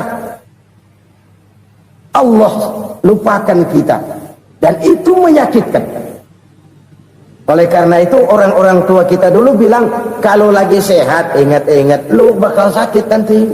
Kalau lagi kaya ingat-ingat satu saat kita bakal jatuh miskin. Bahkan kalau lagi muda ingat-ingat kita bakal tua. Dan yang terpenting, kalau lagi hidup ingat-ingat kita bakal mati. Saudara-saudara kaum muslimin rahimakumullah. Jadi yang kedua yang merupakan perbendaharaan surga, menyembunyikan musibah. Saudara-saudara kaum muslimin rahimakumullah. Hal ketiga yang merupakan perbendaharaan surga adalah wasilatur rahmi. Orang yang suka bersilaturahmi. Sebagaimana yang kita maklum bahwa manusia adalah makhluk yang disebut zon politika. Makhluk sosial yang tidak mungkin hidup sendiri-sendiri. Betapa dan siapapun kita memerlukan orang lain. Bodoh betul manusia kalau tinggal di tengah masyarakat tapi tidak mau bermasyarakat. Merasa hebat sendiri, pintar sendiri, gagah sendiri, kaya sendiri. Mungkin kalau mati juga ngubur sendiri. Jangankan kita di sini, di sorga saja Nabi Adam waktu sendirian bengong melulu, mondar mandir. Allah tegur dam sepi dam. Ya ini kalau bahasa saya. Iya Tuhan, sepi ini nggak ada coret-coretan pisan ini. Diciptakan Siti Hawa baru anteng Nabi Adam. Itu di sorga. Cobalah. Umpamanya saudara tinggal di Jakarta nih. Kaya bener. Apaan aja di Jakarta punya saudara dah. Jembatan Semanggi ambil. Monas buntel bawa pulang. Hotel-hotel ambil semua. Cuman tinggal di Jakarta sendirian, apa enaknya? Betapa dan siapapun kita perlu orang lain. Tidak ada seorang pun yang bisa memenuhi kebutuhan hidupnya secara sendiri-sendiri. Nah, Islam telah menyelamatkan manusia dari ras diskriminasi, mengikat manusia dengan persaudaraan yang berlandaskan kepada akidah. Karena itu dianjurkan bersilaturahmi. Bahkan Nabi menyatakan, man arada ayyubsata lahu fi rizqihi wa yunsa'a fi atharihi falyasil rahimah. Siapa yang kepengen diluaskan rezekinya dan dipanjangkan usianya, banyaklah ia bersilaturahmi. Siapa yang kepengen dimudahkan rezekinya, hendaknya ia banyak bersilaturahmi. Kalau banyak teman, kesulitan kan paling tidak ada tempat cerita. Udah susah, sendirian kita pikirin diri, nggak ada tempat tukar pikiran. Cepet banget sama bengek. Dilawan sendiri. Nah, secara makro kita bisa berkata, tidak mungkin ada kemenangan kalau tidak ada kekuatan. Tidak ada kekuatan kalau tidak ada kesatuan dan persatuan. Tidak mungkin ada kesatuan dan persatuan tanpa semangat silaturahmi. Kalau umat Islam mau menang, dia harus kuat. Kalau umat Islam mau kuat, dia harus bersatu. Kalau umat Islam mau bersatu, dia harus membudayakan silaturahmi ini. Bahkan sampai-sampai kata Nabi, kalau bisa cari nilai tambah. Apa? Silman koto'at. Bersilaturahmilah kau kepada orang yang marah denganmu. Masya Allah, indahnya ajaran agama kita. Orang yang marah pun kepada kita, kata Nabi, kalau bisa bersilaturahmilah kepadanya, kepada orang yang marah itu. Di situ nilai tambah. Cuman jujur nih hadis, ngucapinnya gampang, ngamalinnya yang berat banget. Orang marah sama kita, kita disuruh silaturahmi, ada apa malu? Lu marah, ada gua marahan lagi. Tunggu pikirin. Saudara-saudara kaum muslimin rahimakumullah. Tapi ini yang diajarkan, bahkan ini yang dicontohkan oleh baginda Rasul. Bagaimana begitu mudah, misalnya satu saat Abu Jahal ini ngatur strategi bagaimana bikin Muhammad celaka. Dia gali lubang di depan tempat tidurnya. Dia tutupin daun korma. Terus dia panggil seseorang, ke sini. Kasih tahu Muhammad, pamannya sakit keras, minta ditengokin. Berangkat orang ini ke sana. Muhammad, labbaik. Pamanmu sakit keras, dia minta ditengokin. Baik, saya akan datang menjenguk beliau. Berangkatlah Nabi ke rumah Abu Jahal tanpa prasangka apapun. Abu Jahal udah pasang stil, selimut 3 rangkap setengah dipakai, persis kayak orang meriang. Tapi sembari ngintip dari balik selimut, begitu Muhammad buka pintu, nah masuk perangkap nih. Muhammad jalan menuju tempat pembaringan. Makin lama makin dekat, makin lama makin dekat, makin dekat ke lubang yang dipasang oleh Abu Jahal itu. Dalam hati Abu Jahal, terus dah jatuh, mampus dah lo ini. Mampus lo hari ini nih. Apa yang terjadi? Malaikat Jibril datang. Muhammad, pamanmu cuma pura-pura sakit. Di depan tempat tidurnya ada lubang perangkap supaya kamu jatuh ke situ. Sudah, kamu pulang. Balik kanan Nabi. Sudah hampir jatuh ke lubang, balik kanan, pulang. Bayangin kecewanya Abu Jahal. Muhammad dikit lagi, Muhammad dikit lagi. Enggak paman, saya pulang aja. Emosi bangun dari tempat tidur, enggak sadar kalau lagi pura-pura sakit. Lompat ngejar Nabi, dia lupa dengan lubang yang dia gali. Serak nyemplung sendiri ke dalam lubang.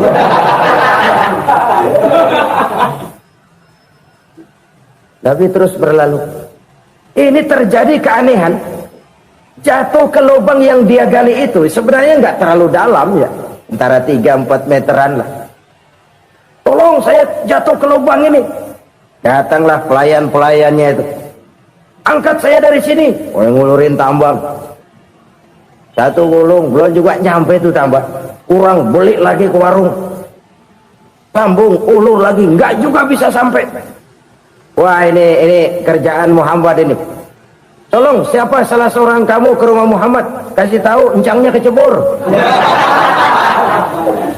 Minta ditolongin. Sampaikan kepada Rasul. Kenapa?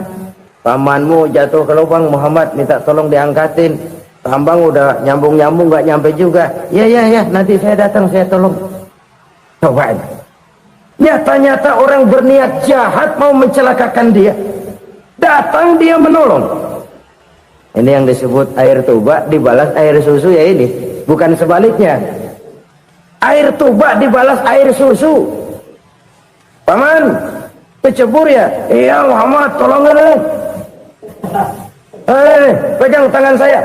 Nabi ulurkan tangannya, nyampe. Dipegang oleh Abu Jahal, diangkat ke atas. Sampai atas, apa kata Abu Jahal? Sihirmu memang hebat Muhammad. Udah ditolongin dikata sihir.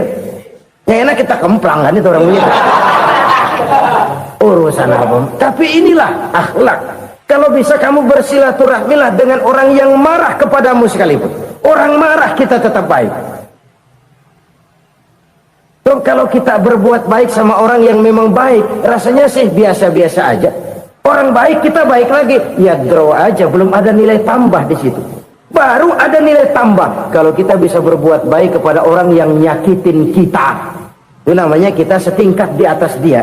Dia sakitin kita, kita berbuat baik sama dia. Dia pelit sama kita, kita baik sama dia. Dia marahin kita, kita deketin dia. Di situ kita punya nilai tambah.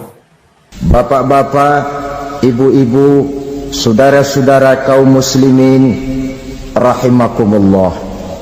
Dunia ini penuh dengan berbagai macam kesibukan.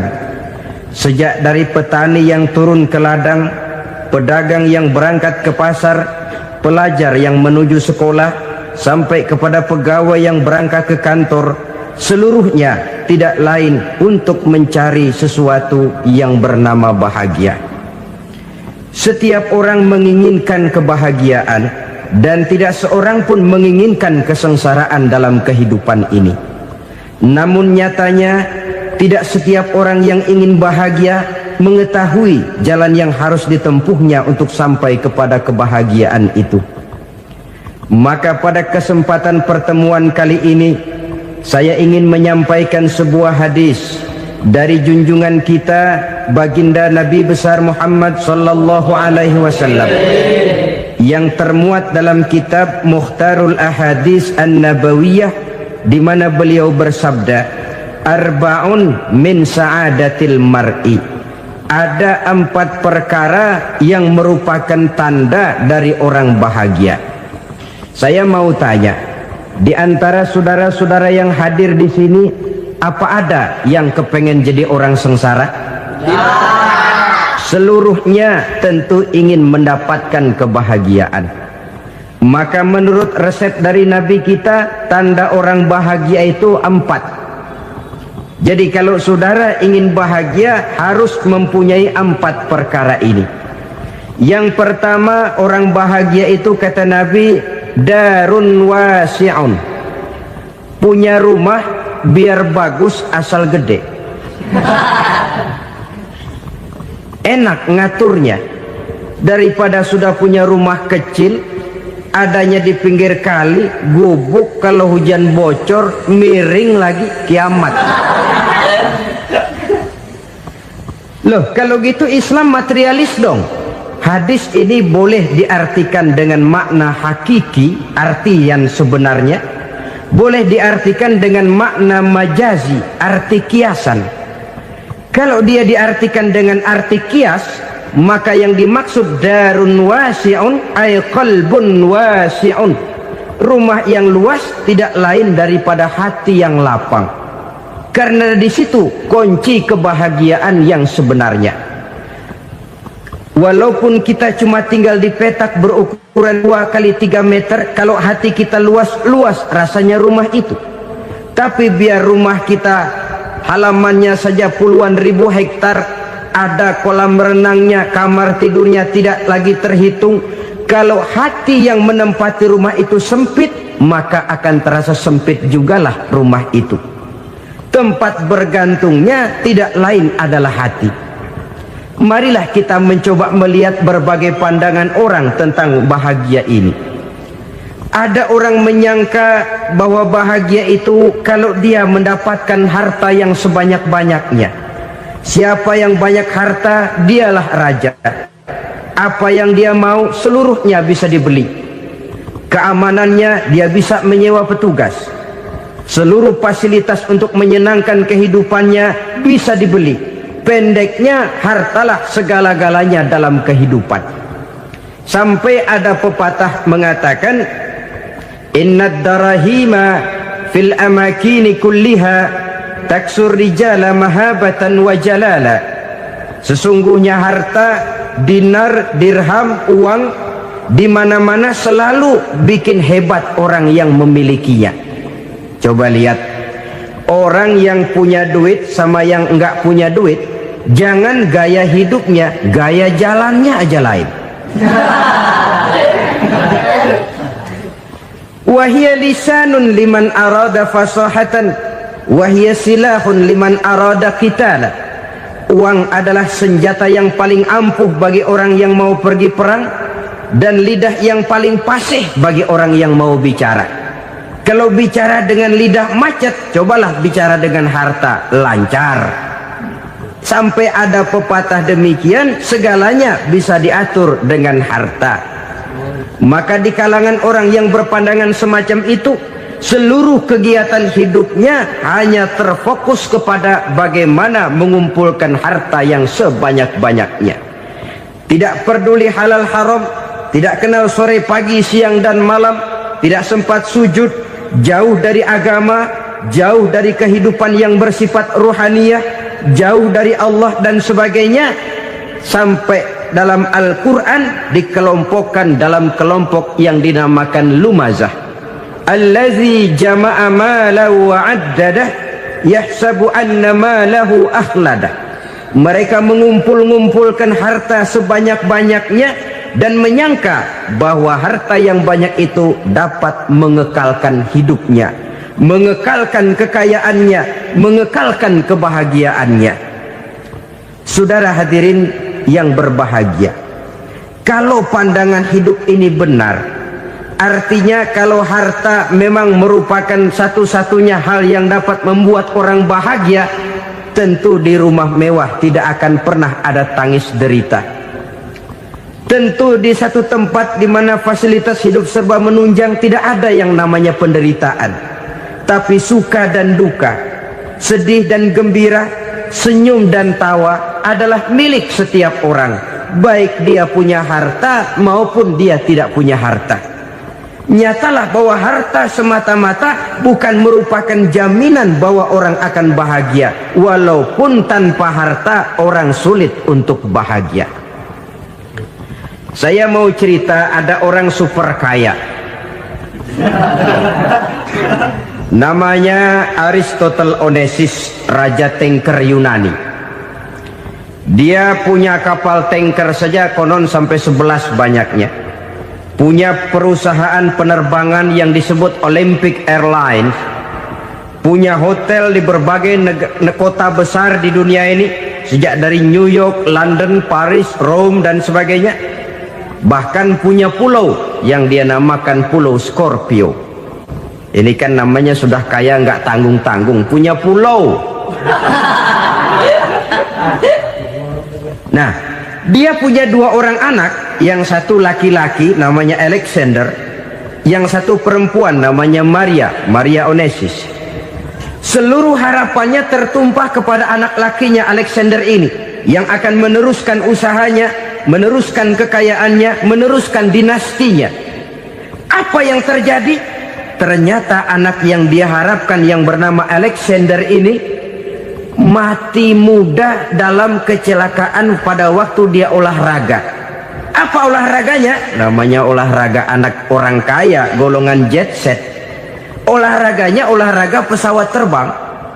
Jatuh, ya nggak kaput, habis mati. Tinggal satu anak perempuannya, Maria Onesimus. Tapi anak perempuan ini juga malah urakan.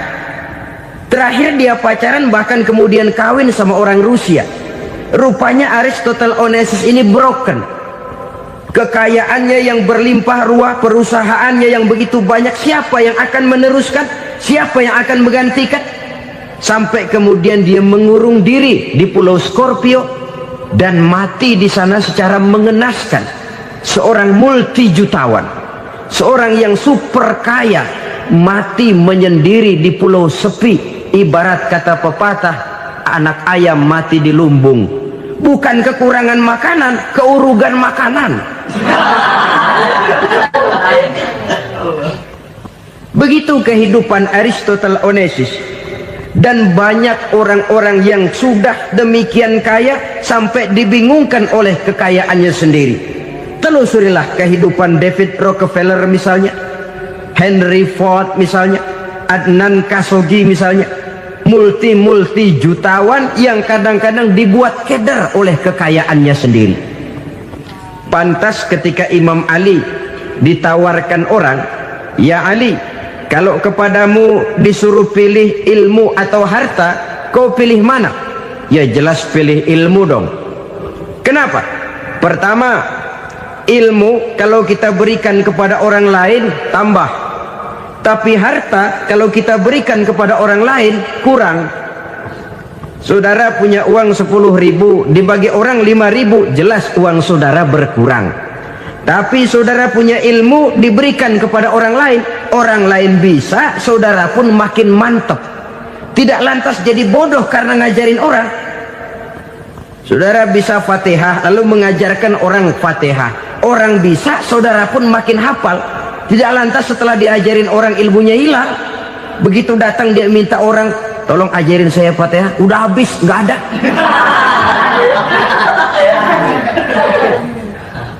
Yang kedua kata Imam Ali, ilmu menjaga kita. Kalau harta kita yang harus jaga. Makin banyak ilmu makin terpelihara diri seharusnya.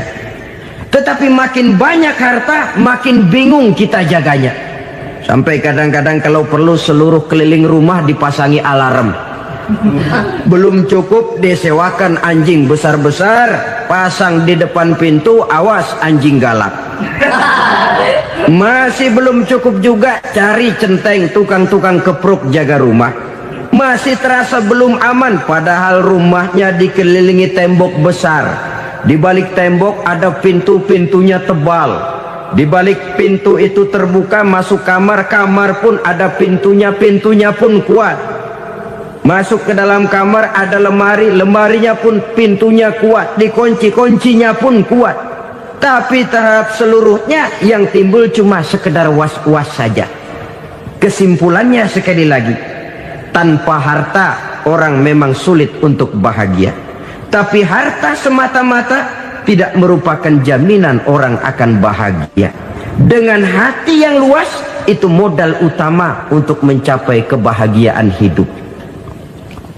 Orang yang hatinya luas, saudara-saudara, punya hati yang lapang, melihat kenyataan hidup ini, dia bersyukur senantiasa kepada Allah. Lantas tidak timbul hasud dan iri hatinya. Oleh karena itu, jiwanya selalu lapang. Kalau tidak, cupik hati namanya. Dangkal pandangan, tidak senang melihat orang lain dapat nikmat, dan itu sering dijadikan contoh. Kalau orang yang lapang dada, dia lihat tetangganya beli TV baru, dia berkata, "Alhamdulillah ya, tetangga kita beli TV, mudah-mudahan kita bisa ikut nonton."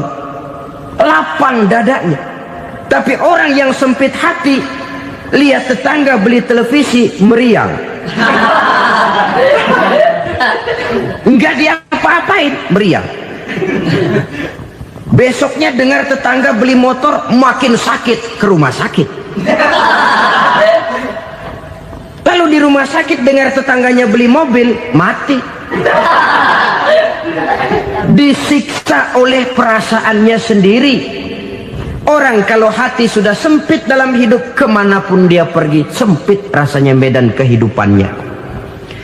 Kemudian kita melihat juga ada orang yang menilai bahwa bahagia itu katanya kalau punya kedudukan yang tinggi, pangkat yang agung, wibawa yang besar. Mungkin betul, tapi mungkin juga tidak. Bergantung kepada hati orang yang punya pangkat itu. Sama dengan harta tadi. Harta akan membawa bahagia kalau dia jatuh ke tangan orang yang berhati lapang. Tapi harta akan jadi bencana kalau jatuh ke tangan hati orang yang sempit. Pangkat akan membawa bahaya kalau jatuh di tangan hati orang yang sempit. Lebih dari itu, kenyataan mengajarkan kepada kita bahwa ternyata pangkat dan jabatan tidak selamanya memberikan kebahagiaan dalam kehidupan. Bahkan resikonya kelewat besar. Beberapa bukti kita bisa ambil dari para pemimpin dunia yang menjadi korban lantaran pangkat dan jabatan yang disandangnya. Saudara ingat Presiden Abraham Lincoln dan John Kennedy dari Amerika? Dibunuh orang. Park Chung-hee dari Korea Selatan, Ziaur Rahman dari Bangladesh, Anwar Sadat dari Mesir, terakhir Indira Gandhi dari India, menjadi korban dari pangkat dan jabatan yang disandangnya dari orang-orang yang tidak senang dia memegang jabatan itu. Dia akan mudah mengundang bencana, sehingga pantas kalau seorang presiden terkemuka Amerika, Harry Truman namanya, dia mengatakan jabatan presiden itu, kata dia, seperti orang nunggang macan, naik macan, harus kita taiki, kalau enggak dia bakal nerekam kita, ngeri katanya. Adapun orang yang hatinya lapang, kalau dia menerima pangkat dan jabatan, dianggapnya itu satu kesempatan untuk berbuat baik. Tapi orang yang berhati sempit, menerima pangkat dan jabatan, bukan kadang-kadang menerima, malah berusaha setengah mati mencapai dengan segala cara. Kalau perlu jilat atas, jilat atas. Jadi golongan sumuhun dawuh. Jadi kelompok kulon nuwun, yes sir, yang kerjanya cuma oke bos. Kalau perlu jilat atas, jilat atas. Kalau perlu injak yang bawah, injak yang bawah. Perlu sikut kiri kanan, sikut kiri kanan. Yang penting pangkat dapat, jabatan dapat. Orang yang semacam ini, kalau sudah mempunyai pangkat dan jabatan, biasanya dia tidak menganggap itu sebagai amanah, tidak menganggap sebagai kesempatan berbuat baik, tapi malah kesempatan untuk memperturutkan hawa nafsunya yang dilatar belakangi oleh kesempitan hatinya tadi. Apalagi kalau orang memperoleh pangkat karena banyak mengeluarkan uang, seakan-akan pangkat dan jabatan itu sekarang macam proyek pakai tender. Siapa yang berani bayar segini naik, nggak berani minggir. Padahal logikanya, kalau orang mencapai satu jabatan karena banyak mengeluarkan uang, hampir bisa dipastikan bahwa setelah jabatan itu dia pegang, langkah pertama yang akan dilakukannya ialah berusaha bagaimana uang yang dia keluarkan supaya kembali. Ya paling kurang pulang modal dulu dong. Soal mikirin rakyat soal nanti, tapi ini modal harus pulang. Itu celakanya kalau orang memperoleh pangkat dan jabatan cuma karena banyak mengeluarkan uang.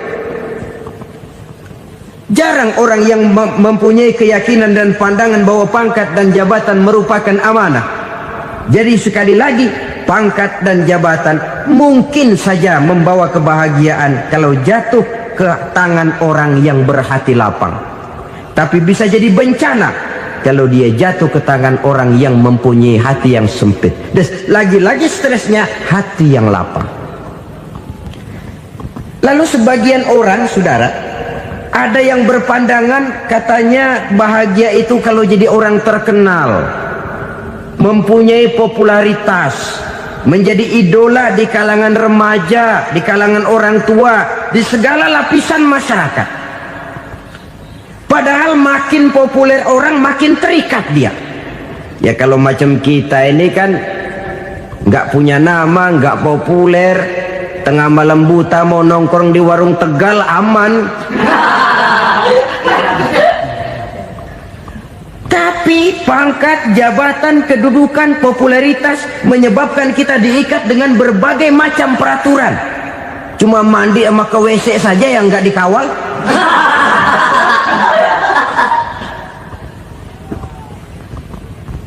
Benarkah popularitas, ketenaran membawa kebahagiaan?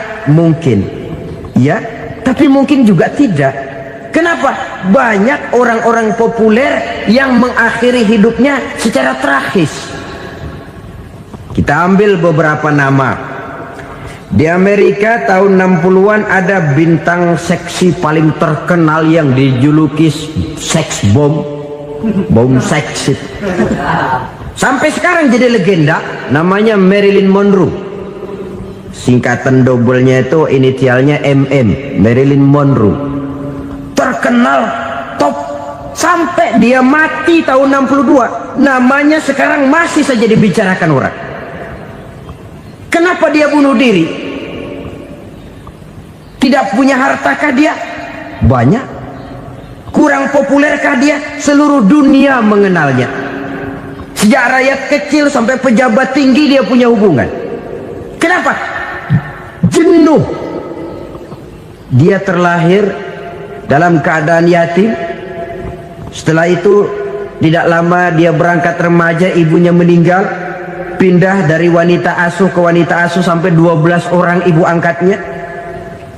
Dan kekecewaan yang paling parah, setiap laki-laki yang dekat dengannya hanya seperti kapal berlabuh. Datang dan pergi silih berganti, padahal dia merindukan seseorang yang bisa melindungi hidupnya. Dia rindukan itu dan dia tidak pernah menemukan. Itu yang akhirnya menyebabkan dia minum pil tidur kelewat dosis, minum obat tidur kebanyakan, ya tidur terus sampai sekarang.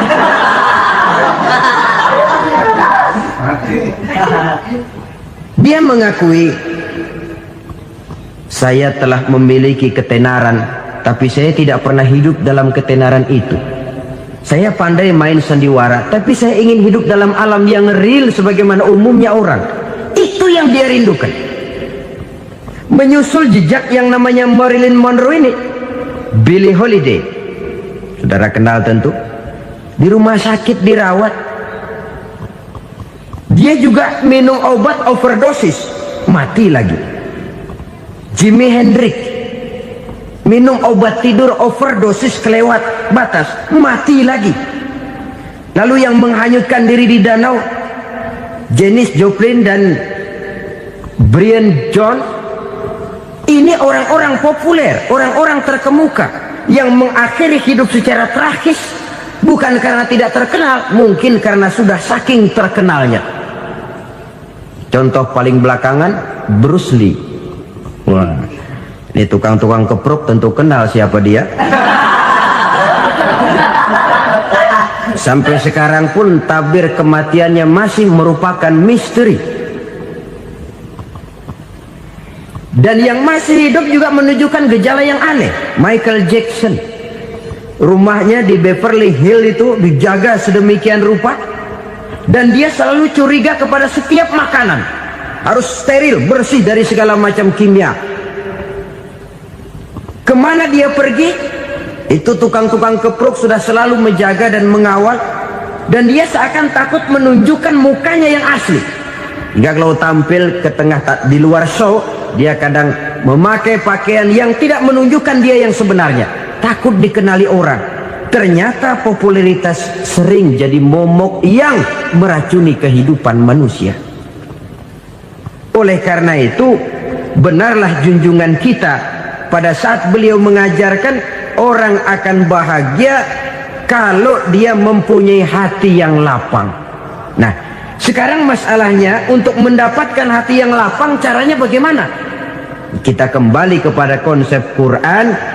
Allah mengajarkan, ala inna bi dzikrillahi tatmainnul qulub. Ketahuilah bahwa dengan banyak mengingat Allah, hati akan tenang, jiwa akan lapang. Dengan kata lain, dekat dengan agama, merasakan kehadiran Allah dekat dalam hidup. Itu muara pertama untuk mencapai hati yang lapang. Ala inna bi dzikrillahi tatmainnul qulub.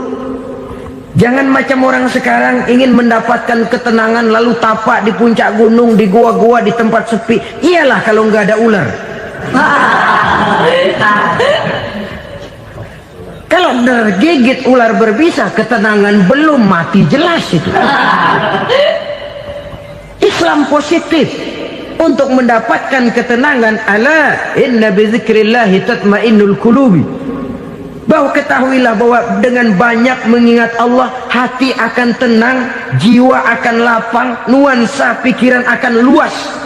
Karena yang namanya bahagia ada dimanapun manusia berada. Di kampung ada bahagia, di kota ada bahagia, di ngarai, di lembah, di gunung, di hutan, di lautan, di angkasa luar, dimanapun bahagia itu ada kalau kita bermodalkan hati yang lapang ini. Dan hati akan lapang kalau kita dekat dengan agama.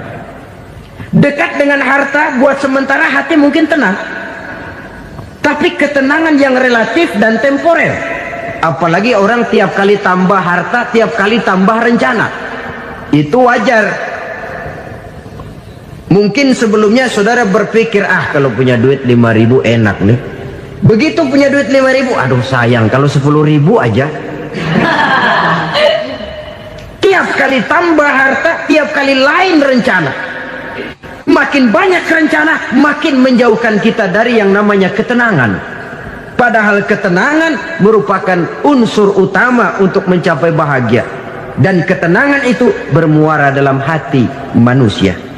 Tengoklah kehidupan ini. Orang yang banyak harta dengan orang miskin, berbedakah rasa sakit yang mereka tanggungkan? Rasanya tidak. Walaupun si kaya tidur di kasur empuk berselimutkan sutra mahal, sementara si miskin meringkuk di balai bambu yang keras dan kasar. Apabila maut datang, dia juga tidak pernah pilih bulu.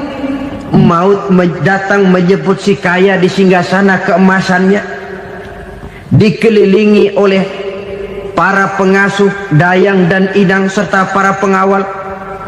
Dan maut pun datang menjemput si miskin papa, sehingga ia tergelepar di tepian jalan. Kedua-duanya bernama mati.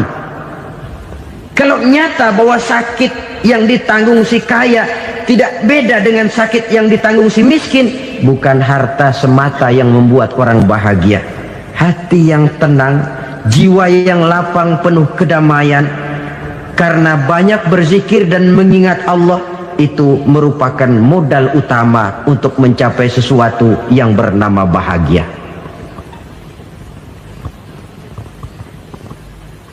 Saudara hadirin yang saya hormati, inilah yang pertama dari 4 ciri yang digambarkan oleh Nabi tentang tanda-tanda orang bahagia. Dan harus berangkat dari yang pertama ini, hati yang lapang. Ini yang harus kita miliki lebih dahulu. Baru nanti akan menyusul kepada poin yang ketiga, kedua, dan selanjutnya. Sebab kalau hati sudah terisi dengan jiwa yang lapang, seluruh persoalan insya Allah akan bisa kita atasi dengan sebagaimana mestinya. Yang kedua sekarang, tanda orang bahagia menurut baginda Nabi, markabun syariah. Orang bahagia itu, kata beliau, punya kendaraan biar cepat asal lancar. Artinya kemana dia mau pergi mudah. Apa maksud hadis ini? Kalau kita kaji lebih dalam, kendaraan itu kan alat transportasi. Transportasi tidak lain adalah usaha memudahkan komunikasi. Pindah dari situ kepada teori bahwa manusia adalah zon political, makhluk bermasyarakat yang tidak bisa memenuhi kebutuhan hidupnya secara sendirian. Kita memerlukan keberadaan orang lain dalam kehidupan ini. Untuk memakai baju saja kita sudah perlukan petani yang tanam kapas, pabrik yang memintal kapas jadi benang, pabrik yang menenun benang jadi kain, sampai kepada mesin jahit, sampai kepada tukang jahit. Itu cuma untuk memakai pakaian saja. Tidak seorang pun di antara kita yang sanggup memenuhi kebutuhan hidupnya secara sendiri. Kita perlu orang lain. Maka kebebasan dalam arti mutlak, kebebasan tanpa batas, itu tidak mungkin ada dalam kehidupan. Karena kita mengadakan yang disebut interaksi sosial. Setiap kegiatan kita tentu melibatkan orang lain. Menurut kita barangkali kita bebas jalan di jalan raya semaunya, tapi orang lain berkendaraan pun merasa bahwa ini ada juga jalan haknya. Dan begitu selanjutnya.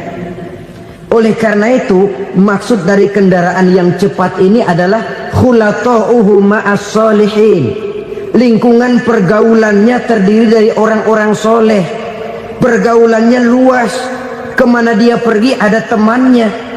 Kesulitannya ada tempat dia cerita. Dan kesulitan kalau sudah diceritakan kepada orang lain, taruh kata orang itu tidak bisa menolong, namun menceritakannya kepada orang yang kita percayai kan paling